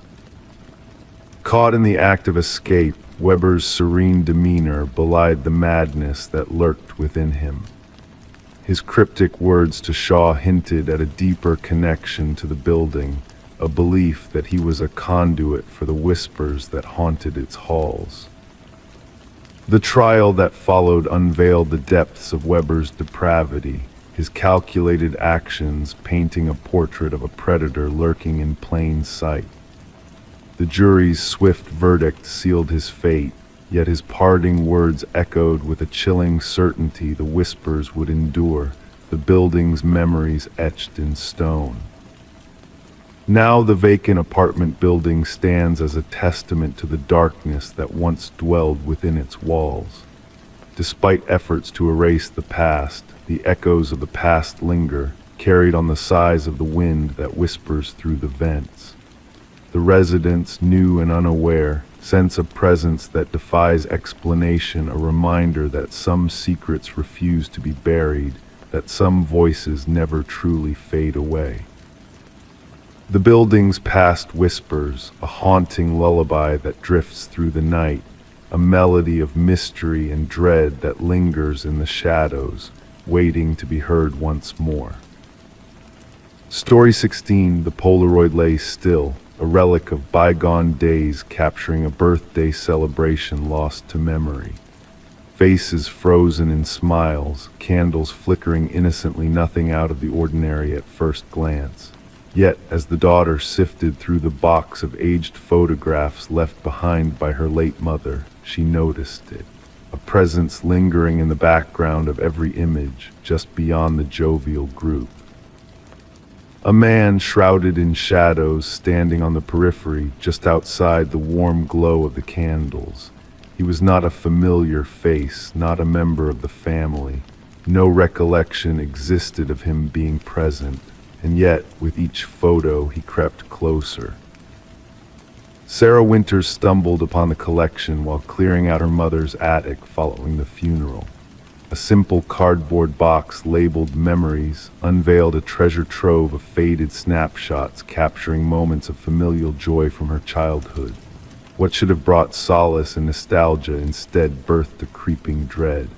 In the initial photo, he was a mere whisper of a silhouette, a mysterious figure lingering at the edge of the frame during her 7th birthday bash. The dark specter loomed near the glass door, features obscured, observing. In the subsequent photo, taken mere moments later, he had stealthily moved inside. By the 3rd snapshot, he stood ominously behind her uncle, unnoticed by all captured in the frame. Trembling, Sarah reached out to her father, her voice quivering as she relayed her unsettling find. "Dad, do you know who this man is in the background of all these photos?" A pregnant pause followed her inquiry, then a sharp inhale. "What man? There shouldn't be anyone other than family members." Digital copies of the Polaroids were swiftly dispatched to her father, prompting an urgent call back. His usually composed voice shook as he uttered, "This can't be real. We would have noticed a stranger." Detective Marcus Reed sat across from Sarah, a sea of photographs spread out before him on the precinct desk. Raindrops tapped rhythmically against the windows, casting dancing shadows over the haunting evidence. The seasoned detective's weathered hands navigated through the images with precision, his gaze narrowing. "And no one recognized this individual?" he inquired, his voice a blend of neutrality and intrigue. "No one," Sarah affirmed, but observed the progression. She meticulously arranged the photos in chronological order. Leaning in, the detective's chair creaked softly under his weight. What initially seemed like unfounded paranoia began to take tangible form before his eyes. The mysterious figure advanced methodically through the festivities, inching closer to the innocent children. In the final photo, he loomed directly behind Sarah's younger self, a pale hand outstretched toward her shoulder, just beyond the frame. "Perhaps the photographer," Reed proposed, though doubt tinged his tone. "My mother was the one taking these photos. She set the timer and joined the group. Copies were made, a case file opened. Within days, every living attendee of the party was contacted. No one recalled the enigmatic man, no hired help, no uninvited guests. The property, secluded in the countryside, had been chosen specifically for its privacy." Facial recognition software faltered. The figure remained strategically veiled in each snapshot, as if keenly aware of the camera's lens. Yet, a sense of practiced intent emanated from his posture. The investigation teetered on a standstill until Sarah uncovered additional photos in other family albums. Diverse gatherings, various years. Yet the same mysterious figure lingered, a ghostly presence always on the fringe, forever overlooked in the moment. A tech specialist delved into the images, stripping away decades of decay. Under the harsh glow of digital scrutiny, details emerged: a scar on the wrist, a peculiar ring, a faint reflection in a window hinting at facial features previously obscured by darkness. A breakthrough surfaced from dental records. The teeth visible in one enhanced photo aligned with those of Robert Keller, a maintenance worker who had vanished after being questioned in connection to 3 unsolved child abductions spanning the region, cases that had long grown cold. Cases that coincided with the dates of the gatherings immortalized in the photographs. Keller had been employed by the company responsible for maintaining the vacation property where Sarah's birthday festivities had unfolded. Possessing master keys to multiple rental properties in the vicinity, properties that had hosted other families, families whose children had mysteriously disappeared. As authorities excavated the grounds of Keller's former home, they unearthed poignant relics buried beneath the concrete. A hair clip matching the description of a missing girl's accessory. A toy car once cherished by a vanished boy following a family reunion. A bracelet that Sarah recognized as her own keepsake she had long believed lost in the mists of her childhood. Alone in her apartment, surrounded by the damning photos that had unveiled decades of concealed horrors, Sarah received a call from the detective. Remains discovered near one of the vacation properties had been identified through DNA analysis as belonging to one of the missing children. Her gaze lingered on the final birthday photo. The flickering candles bathed her family's faces in a golden aura, frozen in a moment of jubilation. And there behind her youthful self, partially veiled in shadow but undeniably present, stood the mysterious figure, patient, calculating, invisible to all revelers in that snapshot of bliss. The revelation intertwined unsolved mysteries across generations. Families received closure, albeit not the kind they had prayed for.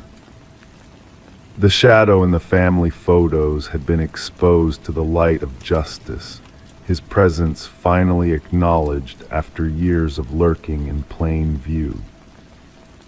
Gathering the photos, Sarah returned them to their box, a repository of evidence, a testament to the chilling truth that sometimes the most perilous threats are those captured on film yet unseen by the naked eye, phantom figures that drift through celebrations unnoticed, leaving only the faintest trace of their passage through frozen moments of time. Story 17: The Whispers of the Abandoned House.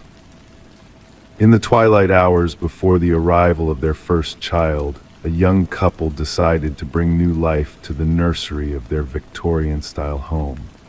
The faded blue walls held a history of whispers waiting to be uncovered. As the expectant mother applied the first strokes of white paint, a hidden message emerged from beneath the layers, a cryptic warning: "Don't let it hear you." Her heart skipped a beat as she stepped back, only to find tiny handprints imprinted in the fresh paint, too high for any child's reach. The nursery of the Morgan residence had become the epicenter of a mystery that would later be known as the Whispering House case.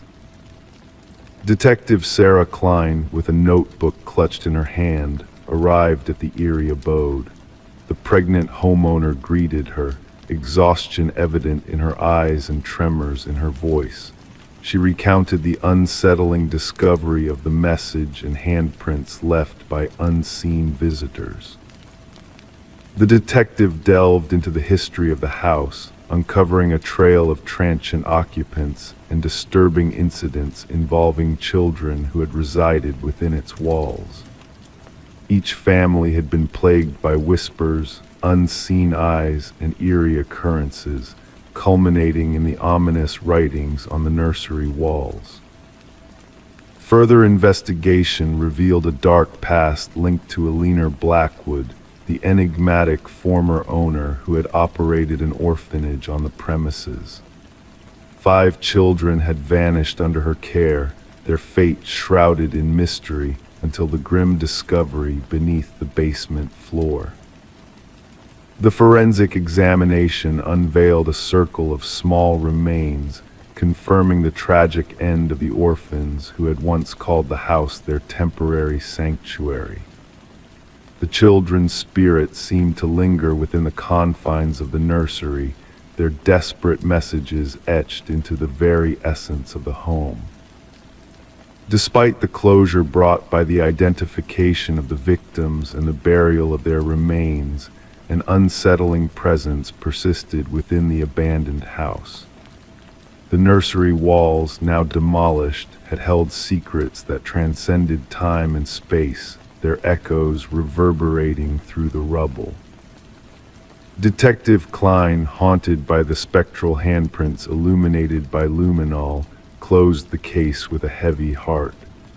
The house, condemned and forsaken, stood as a silent witness to the unfathomable events that had unfolded within its walls. As night fell over the desolate property, a faint whisper carried on the breeze, a reminder that some mysteries defy explanation and some spirits refuse to be silenced. The legacy of the whispering house endured, a chilling testament to the lingering echoes of the past. Story 18. The worn envelope with its aged edges tinged in yellow bore a fresh stamp as if it had just embarked on its journey. With cautious hands, the detective unfolded its contents. Within lay a solitary sheet of paper bearing a message typed hastily in an uneven, hurried font. "I am sorry for what I did." The paper felt damp, carrying a faint scent of iron that lingered in the air. A reddish smear along the bottom edge caught their attention, distinct from the ink on the page. Detective Sarah Morgan, with practiced precision, secured the letter in an evidence bag, her gloved fingers mindful of the delicate task at hand. The forensics team's findings confirmed Morgan's suspicions. The reddish stain was indeed human blood, matching the DNA from an unsolved homicide case that had plagued the department for years. The victim, a young journalist named Rebecca Warren, had been discovered in her apartment with multiple stab wounds. Her laptop was missing, her notes strewn across the floor, hinting that the attack might have been linked to an investigative piece she was pursuing. Despite exhaustive interviews and countless hours of investigation, the case had grown cold. Now, a letter had materialized at the police department, simply addressed to the Homicide Division. Scant fingerprints adorned the paper and envelope, mere smudges hinting that the sender had taken care to don gloves. The postmark provided a rare light after months of stagnation. Morgan gathered her team in the dimly lit briefing room, where crime scene photos, timelines, and suspect profiles adorned the walls, each a thread leading nowhere. Pinning the image of the letter at the heart of the board, she declared, "This changes everything. Our culprit shows remorse." Detective James Chen, Morgan's steadfast partner since the case's inception, scrutinized the letter. "Or perhaps they wished to deceive us into believing so," he countered. "The blood could be a theatrical touch, a taunt." The forensics team traced the unique impression patterns of the typewriter to a model long out of production. Rare, yet not unattainable, they embarked on a quest, reaching out to antique shops and collectors across the region. As the investigation gained traction, they delved into Rebecca's life. Described by her editor as resolute and dedicated to unveiling corruption, her latest assignment delved into a wealthy family enmeshed in local politics. Following the recent demise of the family patriarch, discord over the inheritance reigned among the siblings, accusations of manipulation swirling. Interviews with Rebecca's boyfriend, Michael Barnes, unveiled subtle shifts in his demeanor upon the letter's revelation, anxious glances, a tremor in his hands. Rebecca spoke of being followed, he confessed during the latest interrogation. I dismissed it as paranoia fueled by her investigation. I should have listened. Amidst this line of inquiry, a second letter arrived, bearing the same typewritten script and bloodstains. Its message extended. She unearthed too much about the family, the inheritance, the patriarch's demise. It was never my intent for things to escalate to that extent. The trail led to the mansion of the deceased patriarch, where the eldest son, Richard, possessed an array of antiquities, including vintage typewriters. His responses regarding the typewriters seemed rehearsed, polished beyond authenticity. A breakthrough emerged when microscopic fibers on the envelopes aligned with custom stationery exclusive to the family's youngest daughter, Eleanor. Under scrutiny, Eleanor disclosed Richard's request to utilize her stationery a month prior. A search of Richard's abode uncovered a concealed chamber housing newspaper clippings of Rebecca, surveillance snapshots, and a vintage typewriter identical to the one employed for the letters. DNA analysis confirmed the blood as Rebecca's. Unexpectedly, a financial link between Richard and Michael surfaced in bank records, indicating substantial payments preceding Rebecca's demise. Confronted, Michael crumbled. Rebecca discovered evidence implicating Richard in his father's poisoning to expedite his inheritance, Michael confessed. I informed Richard of her findings, hoping to dissuade her from pursuing the story. I never imagined he would resort to murder. Eleanor stepped forth with a pivotal recording, capturing a dialogue between Richard and Michael, plotting Rebecca's fate. Richard's voice rang clear. She must be silenced permanently. Richard's apprehension transpired as he attempted to flee. The prosecution hinged their case on the letters, the typewriter, financial transactions, and Eleanor's recording. Opting for a plea deal, Michael agreed to testify. Throughout the trial, Richard maintained his innocence, ascribing blame to Michael's machinations. Yet the evidence stood unyielding. The jurors swiftly returned a guilty verdict after a brief deliberation. As Richard faced incarceration, Detective Morgan approached Rebecca's grieving parents in the courtroom. Though words could not resurrect their daughter, the verdict offered a semblance of closure. The blood-stained letters endured in evidence storage, a poignant reminder that even the most meticulously orchestrated crimes leave traces, and that remorse, whether genuine or strategic, can unravel those convinced of executing the perfect crime. The saga of Rebecca Warren transcended into a cornerstone of detective education, underscoring that breakthroughs may arise not solely from cutting-edge forensics, but from relics like an archaic typewriter and the burden of guilt weighing upon a killer's soul.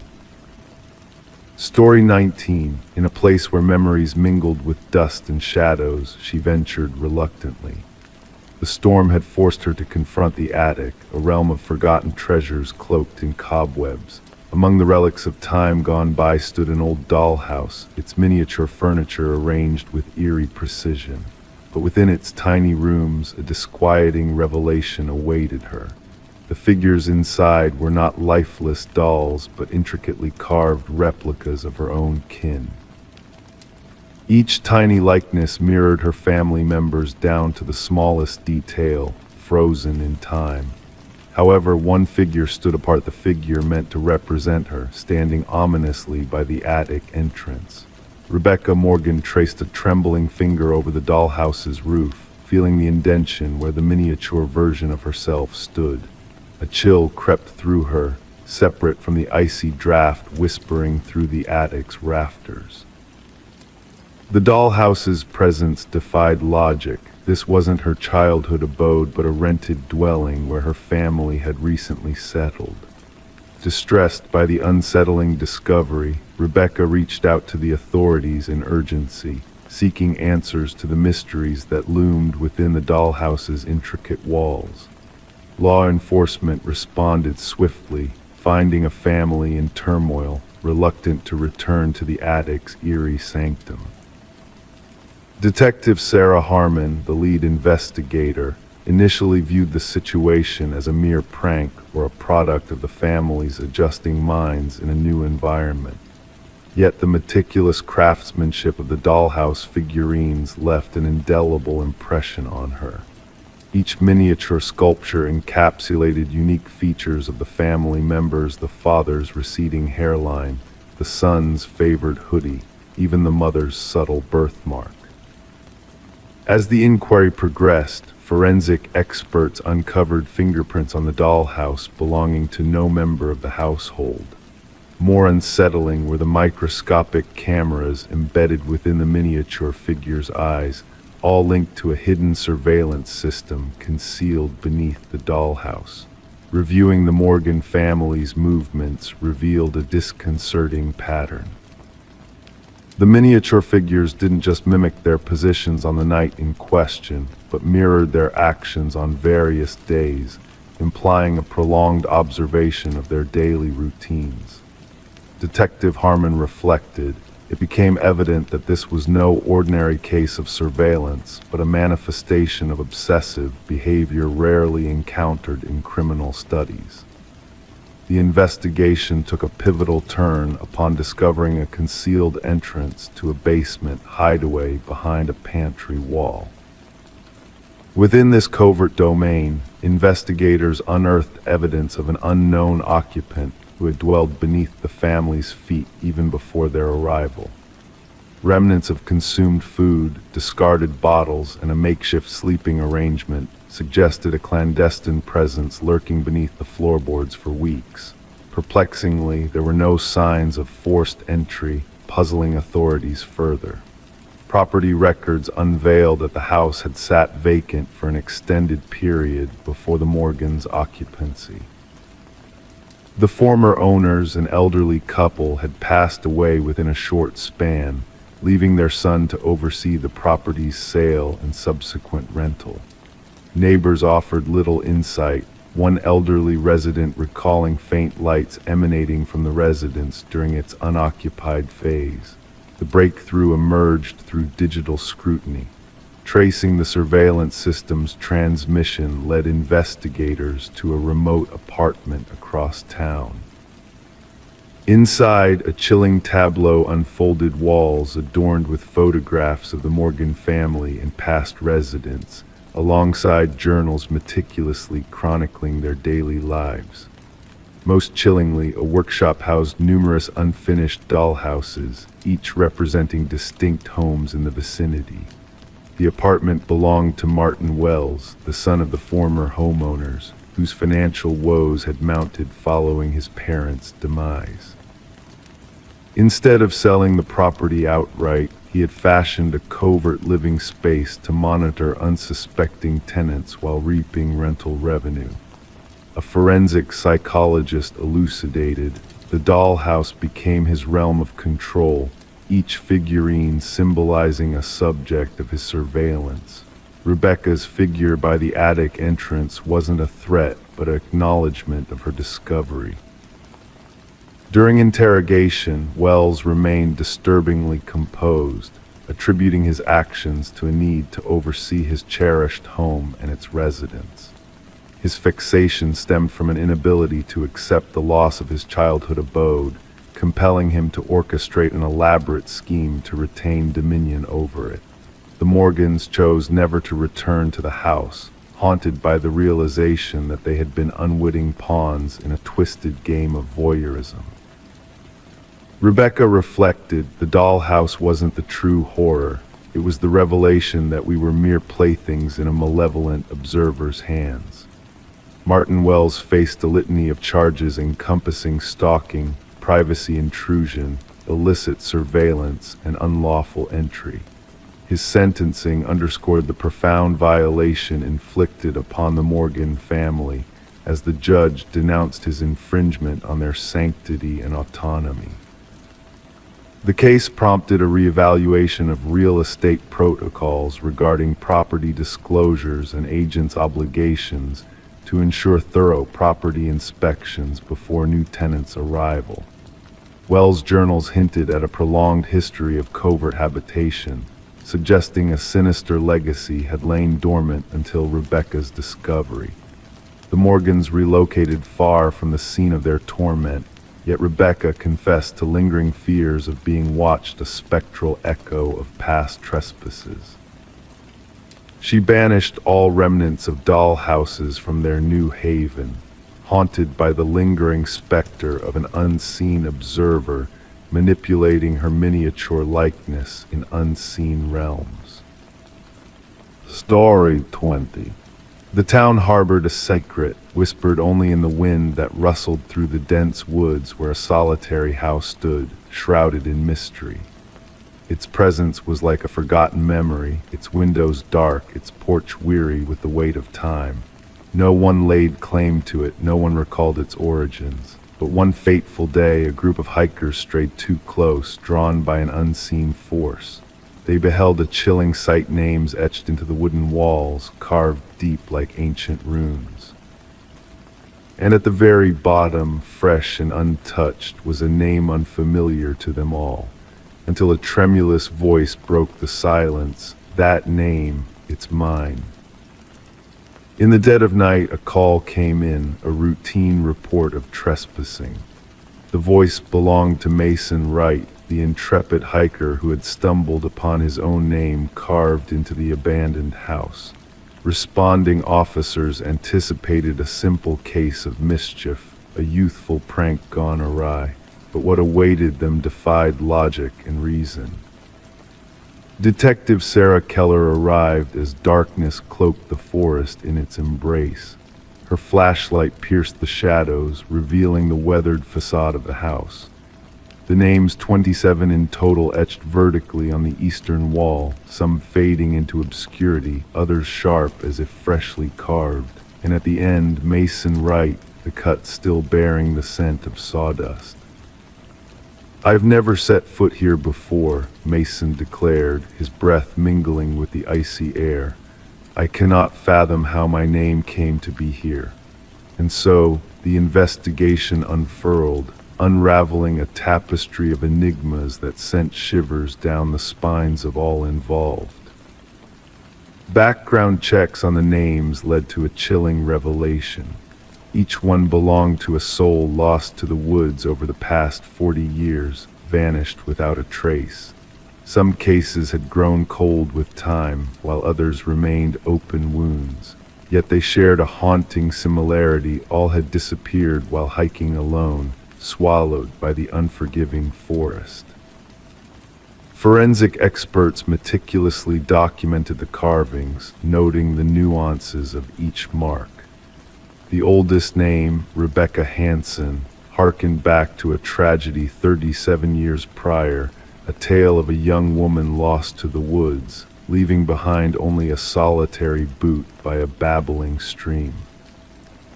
The focus shifted to Mason and his companions, their every move scrutinized for a clue. Emily Chen, the group's photographer, revealed eerie figures lurking in the background of her pictures, phantom-like shapes that defied explanation. And as the investigation delved deeper, a sinister truth began to emerge.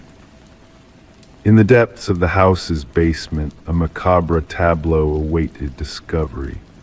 Personal effects of the missing hikers lined shelves, each item meticulously labeled with a name from the wall outside. Bloodstains, faded but indelible, whispered of untold horrors concealed within the shadows. As the net tightened around the elusive truth, Mason's demeanor grew increasingly haunted. He spoke of whispers in the night, of unseen eyes watching his every move. The specter of Victor Blackwood, the reclusive hunter who once called the house his own, loomed large over the unfolding mystery. A breakthrough came with the unearthing of Blackwood's journal, a sinister chronicle of his twisted pursuits. Detailed accounts of stalking his prey, of meticulous observations and sinister intentions, sent a chill through the hearts of all who read his words. The manhunt for Blackwood spanned vast territories, with no stone left unturned in the pursuit of justice.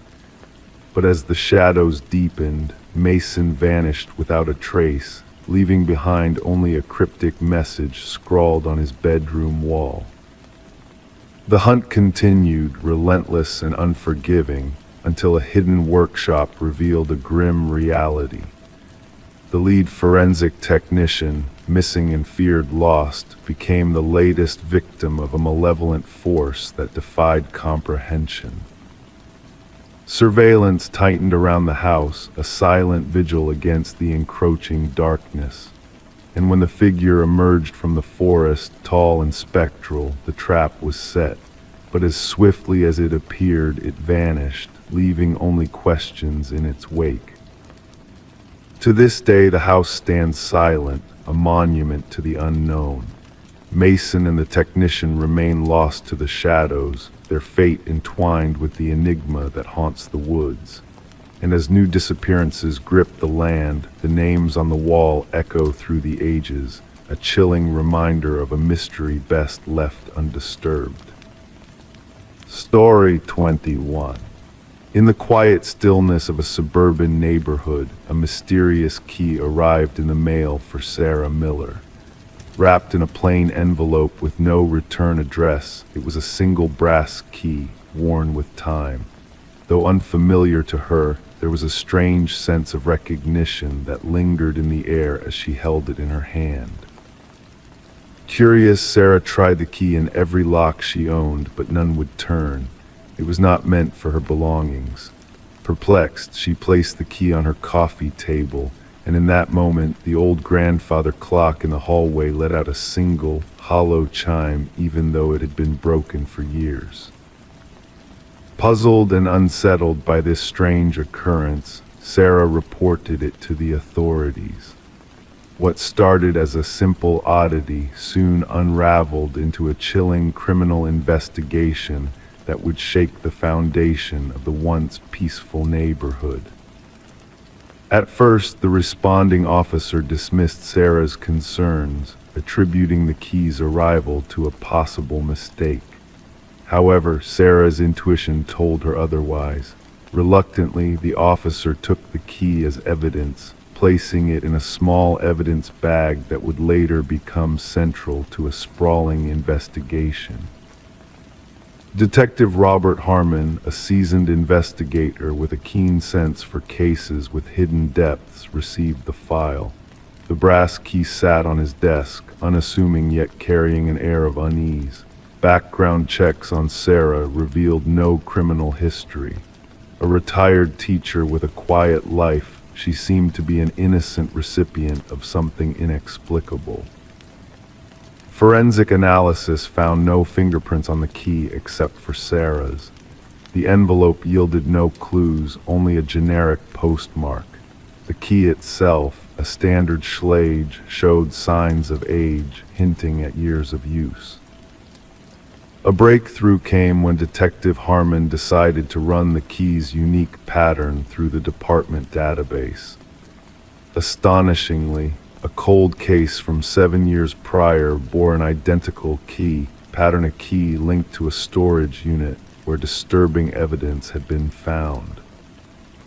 The original investigation had hit a dead end due to lack of evidence, but as Harmon delved deeper into the files, a dark connection began to emerge. The key had a sinister history tied to unsolved mysteries and vanished women. As the investigation progressed, Sarah's anxiety grew, leading her to fortify her home with new locks and a security system. The looming question of why the key had been sent to her weighed heavily on her mind. A breakthrough in DNA analysis led investigators to a possible suspect, Harold Jenkins, a former neighbor of Sarah's with a shadowy past. Jenkins, a man of mystery with a penchant for secrecy, had left a trail of unanswered questions in his wake. The search for Jenkins intensified, revealing a chilling discovery at a secluded cabin linked to him. Hidden beneath the floorboards was a secret room containing rows of brass keys, each with a name and date attached. The keys unlocked a horrifying truth, a series of unspeakable crimes spanning years. As the manhunt for Jenkins spread nationwide, the community grappled with the revelation of a predator lurking in their midst. Fear and disbelief permeated the once tranquil neighborhood, now haunted by the specter of unspeakable evil. In a final, harrowing confrontation, authorities closed in on Jenkins as he tried to evade capture. The man behind the horrors chose a grim end, leaving behind a journal detailing his atrocities and a chilling message for Sarah, a haunting reminder of the darkness that had touched her life. The investigation unveiled the extent of Jenkins' crimes, bringing closure to families of the victims while leaving a scar on the community. Sarah, forever changed by the ordeal, could never return to the home that had been invaded by darkness. The case of the Keymaster remains a chilling example of the evil that can hide behind a facade of normalcy. It serves as a stark reminder of the depths of depravity that can lurk in the shadows, waiting to be unlocked by unsuspecting souls. In the quiet of an evidence locker, the silent testimony of brass keys speaks of lives cut short and the devastating truth of the darkness that can dwell within the ordinary. And as the world grapples with the aftermath, the search continues for signs of similar predators, hidden in plain sight, waiting to strike. Story 22. The tale unfolds in the dimming light of a closing costume shop where shadows dance among forgotten relics.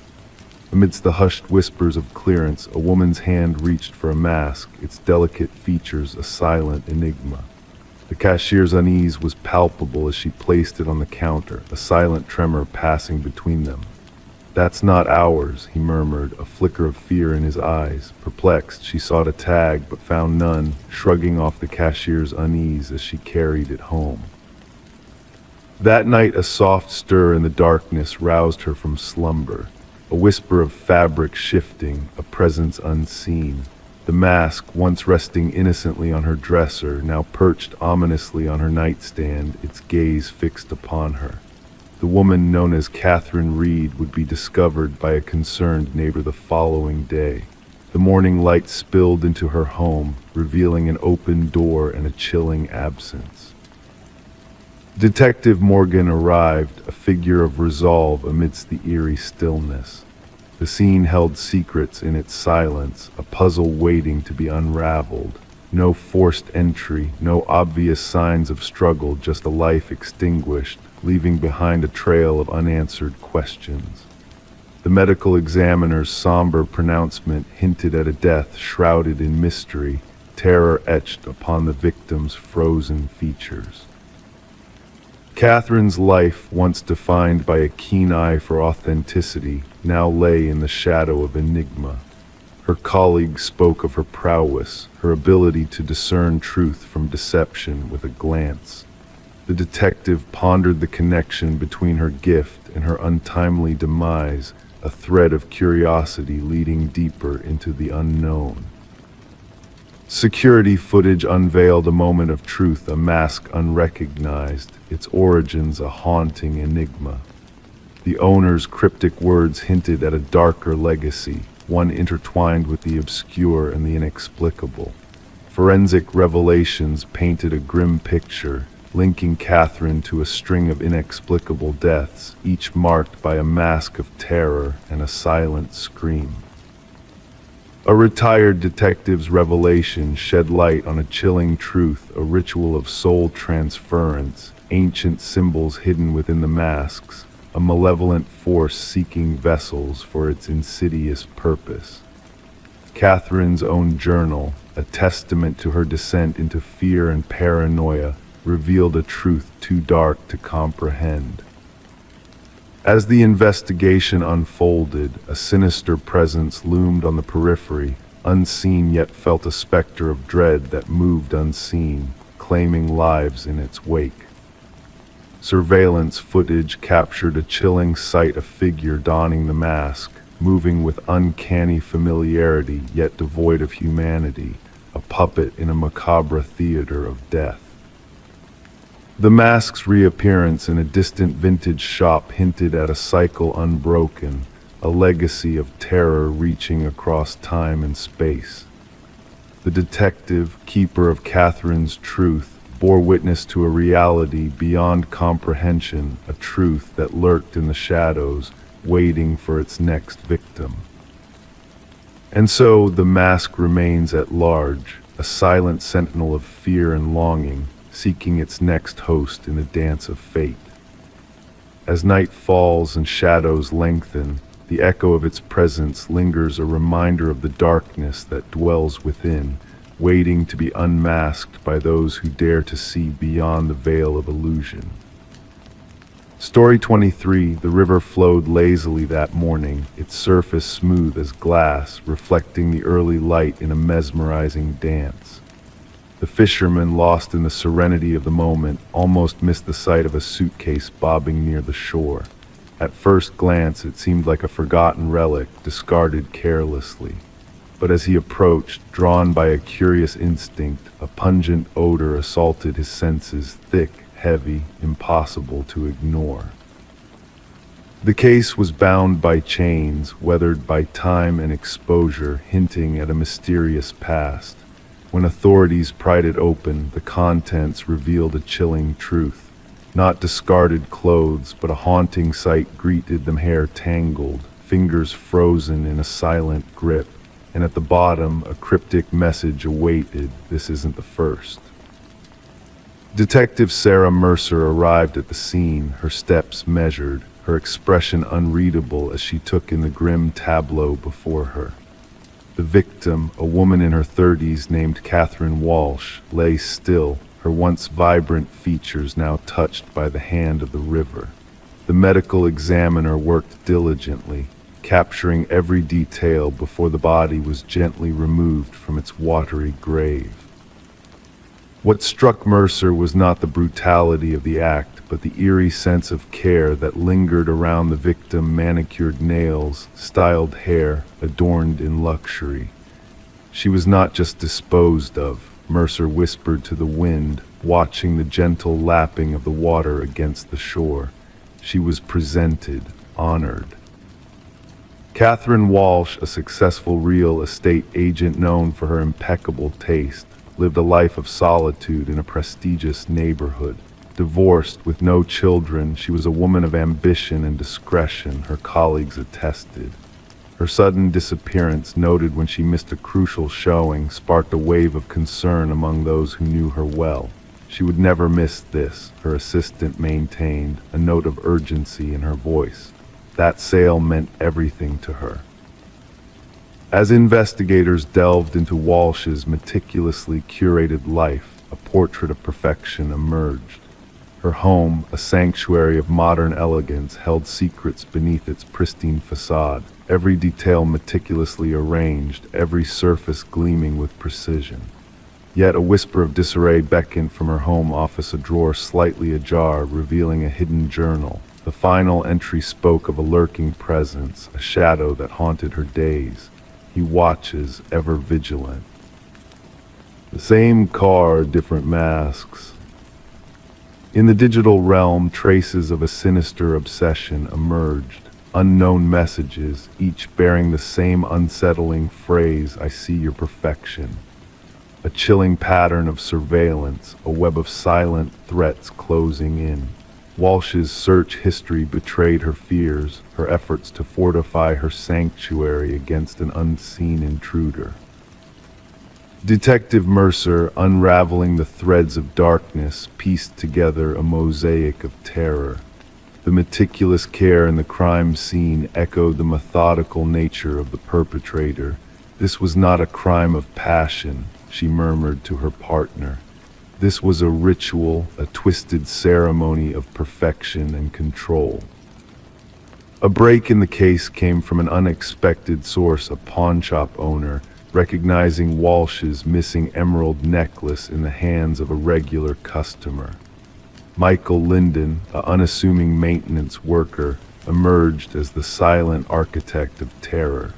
Surveillance footage painted a haunting picture of Linden's movements, his presence a sinister shadow in Walsh's world.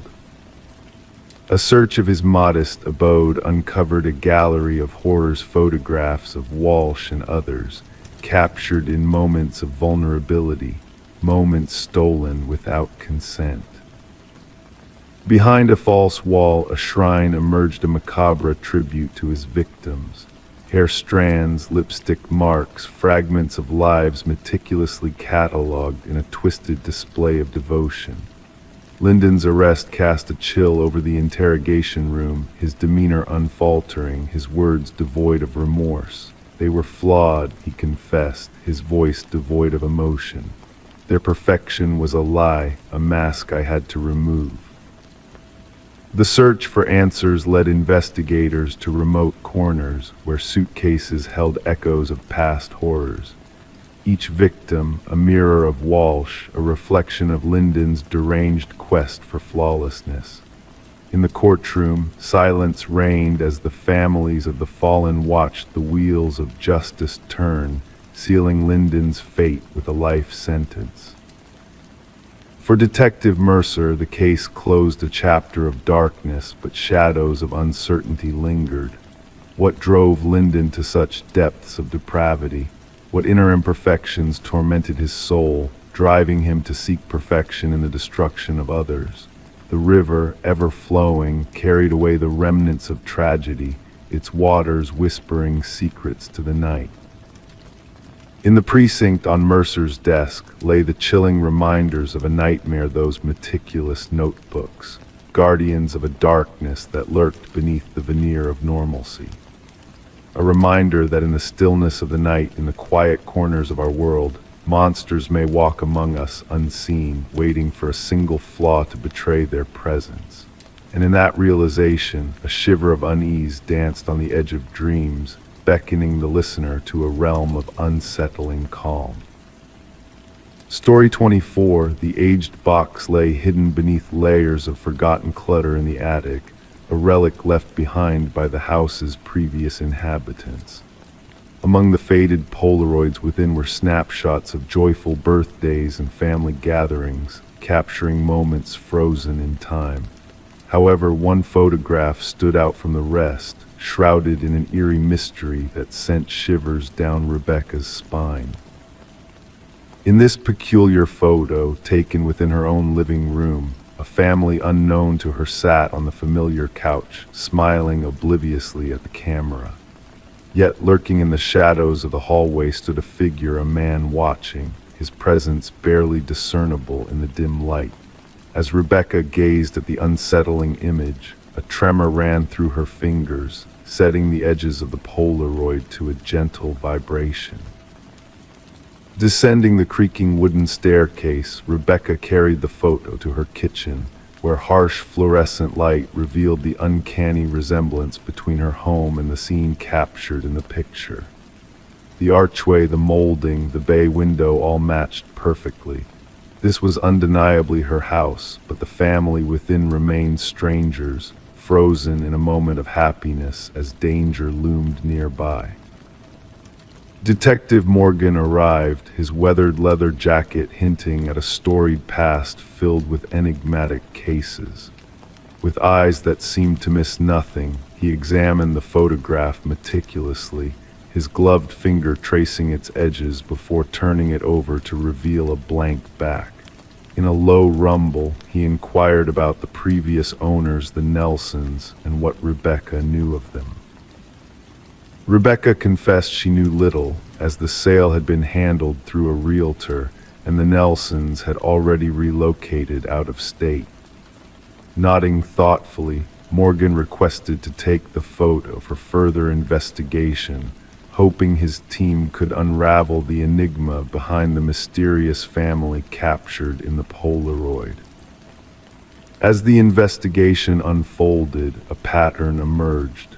The Sutherland family, the previous occupants of the house, had vanished without a trace, just like the families before them. Each family had resided in the house for precisely 1 year before disappearing into thin air, leaving behind no traces of their whereabouts or intentions. Forensic analysis dated the photograph to 15 years prior, revealing subtle clues that hinted at a staged capture. The figure in the hallway remained a shadowy enigma, his identity obscured but his presence undeniable, a silent watcher in the midst of unsuspecting families. Delving deeper into the house's history, Detective Morgan unearthed records of a long-forgotten project manager named Samuel Whitfield, who had mysteriously vanished after completing the construction of the house. A chilling discovery linked Whitfield to the figure in the photograph, despite reports of his demise in a tragic accident. Beneath the house's concrete floor, a macabre revelation awaited the investigators. The missing families, including the Sutherlands, were unearthed, perfectly preserved in the cool earth, alongside a camera that had captured their final moments. Each family's fate had been sealed within the confines of the house, hidden from prying eyes until now.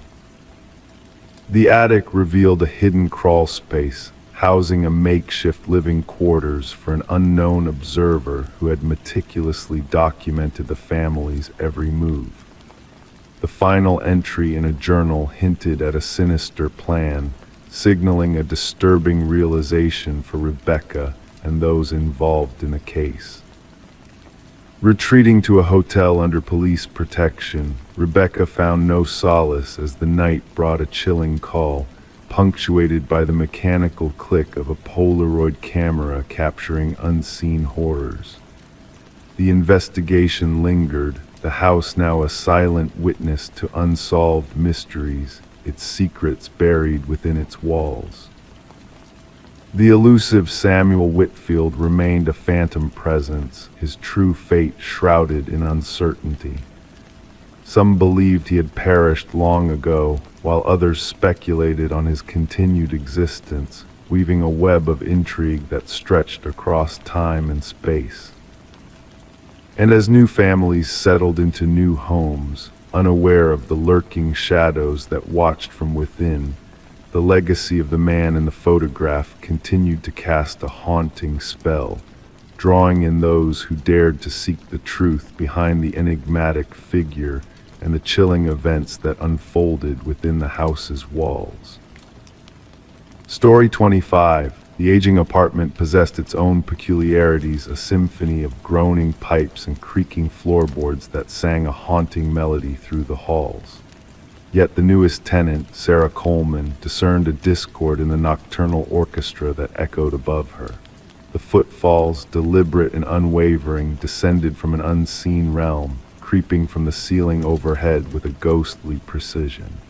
It was a mystery that lingered in the shadows, shrouded in the veil of night. One fateful evening, Sarah mustered the courage to challenge the enigma that plagued her solitude. With a broomstick as her scepter, she rapped on the ceiling, seeking to pierce the silence that enveloped her sanctuary. The echoes faded into nothingness, leaving behind a pregnant hush. Then, in defiance of reason, a single knock reverberated a solitary response from within the very confines of the ceiling itself.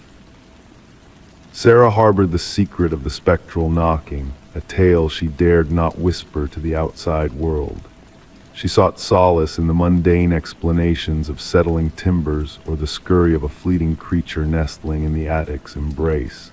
Night after night, the measured footsteps continued their clandestine dance above, tracing unseen paths across the veil of darkness. Sarah adapted, cocooning herself in the artificial glow of the television, drowning out the eerie cadence with the cacophony of sound. Detective Morris was beckoned into the enigma when a diligent maintenance worker stumbled upon a concealed passage during routine repairs. Beneath the guise of a water leak repair, a hidden crawl space was unveiled, a clandestine enclave that defied the blueprint's logic. Illuminated by the worker's beam of light lay a clandestine abode, a realm of discarded wrappers, empty vessels, a forlorn blanket, and a weathered journal that whispered secrets long veiled in darkness. The police were summoned, and Detective Morris, accompanied by his partner Detective Rivera, ventured into the unknown. The maintenance worker, pallid and shaken, muttered of an unseen presence dwelling within the walls, a spectral voyeur, a silent sentinel. The journal chronicled Sarah Coleman's life with meticulous precision, a voyeuristic gaze that transcended the boundaries of privacy. The final scribbles bore witness to a descent into madness, marked by cryptic symbols and a chilling declaration of defiance. Forensic experts combed the hidden passages, unearthing fingerprints that eluded identification in any known database. A labyrinth of secret tunnels intertwined within the building's very structure, connecting disparate domains with a sinister purpose. The tendrils of the network converged upon Sarah's dwelling, where the voyeur's gaze found its focal point. Interviews with current residents yielded naught but echoes of normalcy, veiling the sinister truth that lurked in the shadows. Former tenants whispered of unseen eyes that bore into their souls, of whispers that echoed through the walls like specters of the night. The silence of the past tenants spoke volumes, a chorus of dread that resonated through the haunted halls. The veil of mystery lifted with the discovery of microscopic blood spatter in one of the hidden passages, a macabre signature that led the investigators down a path of darkness. Martin Weaver, a missing soul lost to the shadows, found his voice in the crimson echoes that stained the walls. A spectral link emerged, connecting the tapestry of disappearances that lingered in the wake of the unseen voyeur. Detective Morris delved into the annals of the past, unearthing the specter of Edward, a recluse shrouded in whispers and shadows. The phantom figure had traversed the realms of anonymity, leaving a trail of unspoken horrors in his wake. A pattern emerged, a web of deceit woven through the fabric of time and space, binding the fates of the unsuspecting. The final revelation came with the unmasking of Edward, now known as Mercer, a phantom of the night, a chameleon who melded into the shadows of the unseen. His lair, a cabin nestled in the heart of solitude, bore witness to his twisted obsession. The walls bore witness to his nefarious designs, a tapestry of lives entwined in a dance of shadows. The cadaver dogs led the investigators to the earth, where the secrets of the past lay buried in silent repose. Graves, unmarked and unseen, whispered of the lives lost to the phantom's gaze. Forensic anthropologists toiled in the shadows, seeking to unveil the identities of the forgotten, the lost souls who found their final rest in the embrace of the earth. As the specter of Edward loomed large in the minds of the investigators, the echoes of Sarah's absence lingered in the haunted halls. The crawl spaces sealed, yet whispers of unseen footsteps persisted, a chilling reminder of the phantom that lingered in the shadows. A notebook, a harbinger of the unseen, bore witness to a new chapter in the tale of darkness, a passage marked in crimson, a date etched in destiny. The hunt for Edward continued, a phantom lost to the winds of time. Sarah Coleman, a specter of the night, vanished into the annals of the unknown, a victim of the unseen voyeur's gaze. Her fate intertwined with the echoes of the past, a haunting reminder of the shadows that lurked in the heart of the night. Detective Morris, haunted by the specter of the unseen, found himself adrift in a sea of shadows, listening to the whispers that echoed in the night. The footsteps above, a symphony of dread, lingered in the silence, a reminder of the unseen eyes that bore witness to the darkness. And as he gazed into the depths of his own solitude, he wondered whose gaze lingered in the shadows, whose whispers echoed in the night, and whose fate intertwined with the echoes of the unseen. Story 26.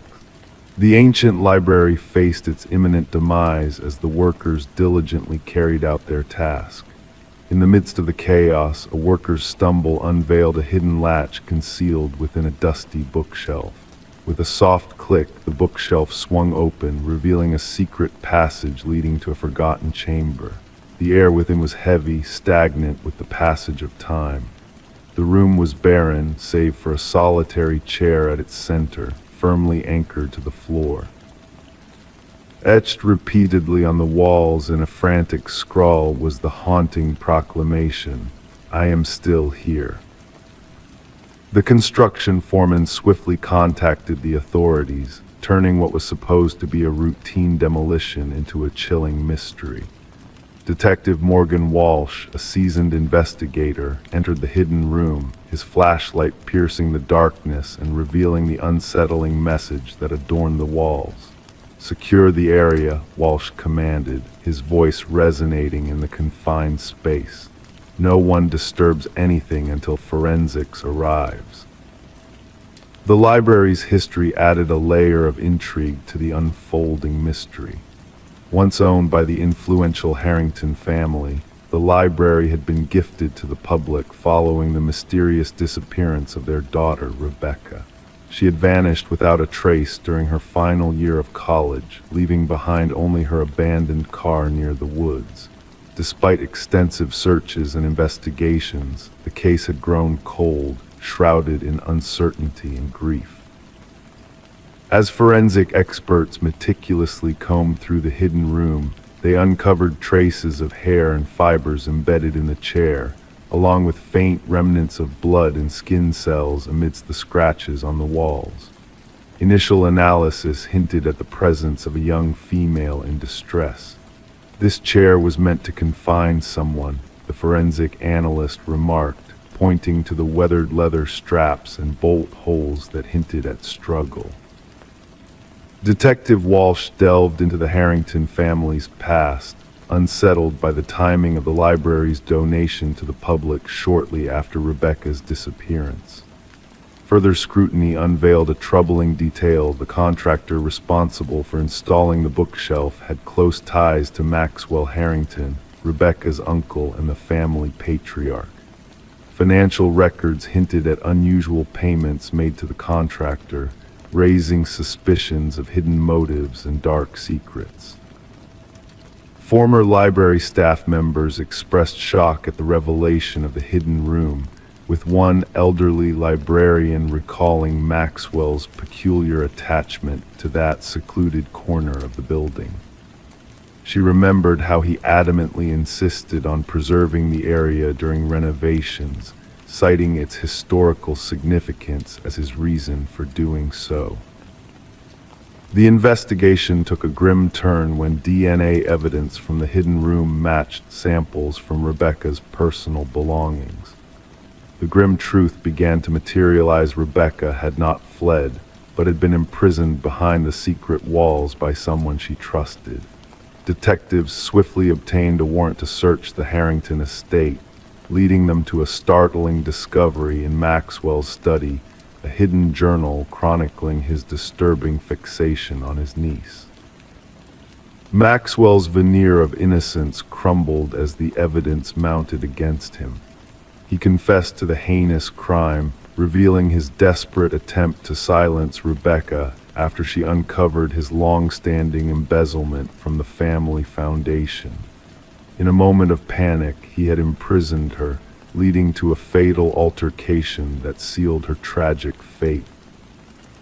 Excavation beneath the hidden room unearthed Rebecca's remains, clad in the silver bracelet her parents had gifted her years ago.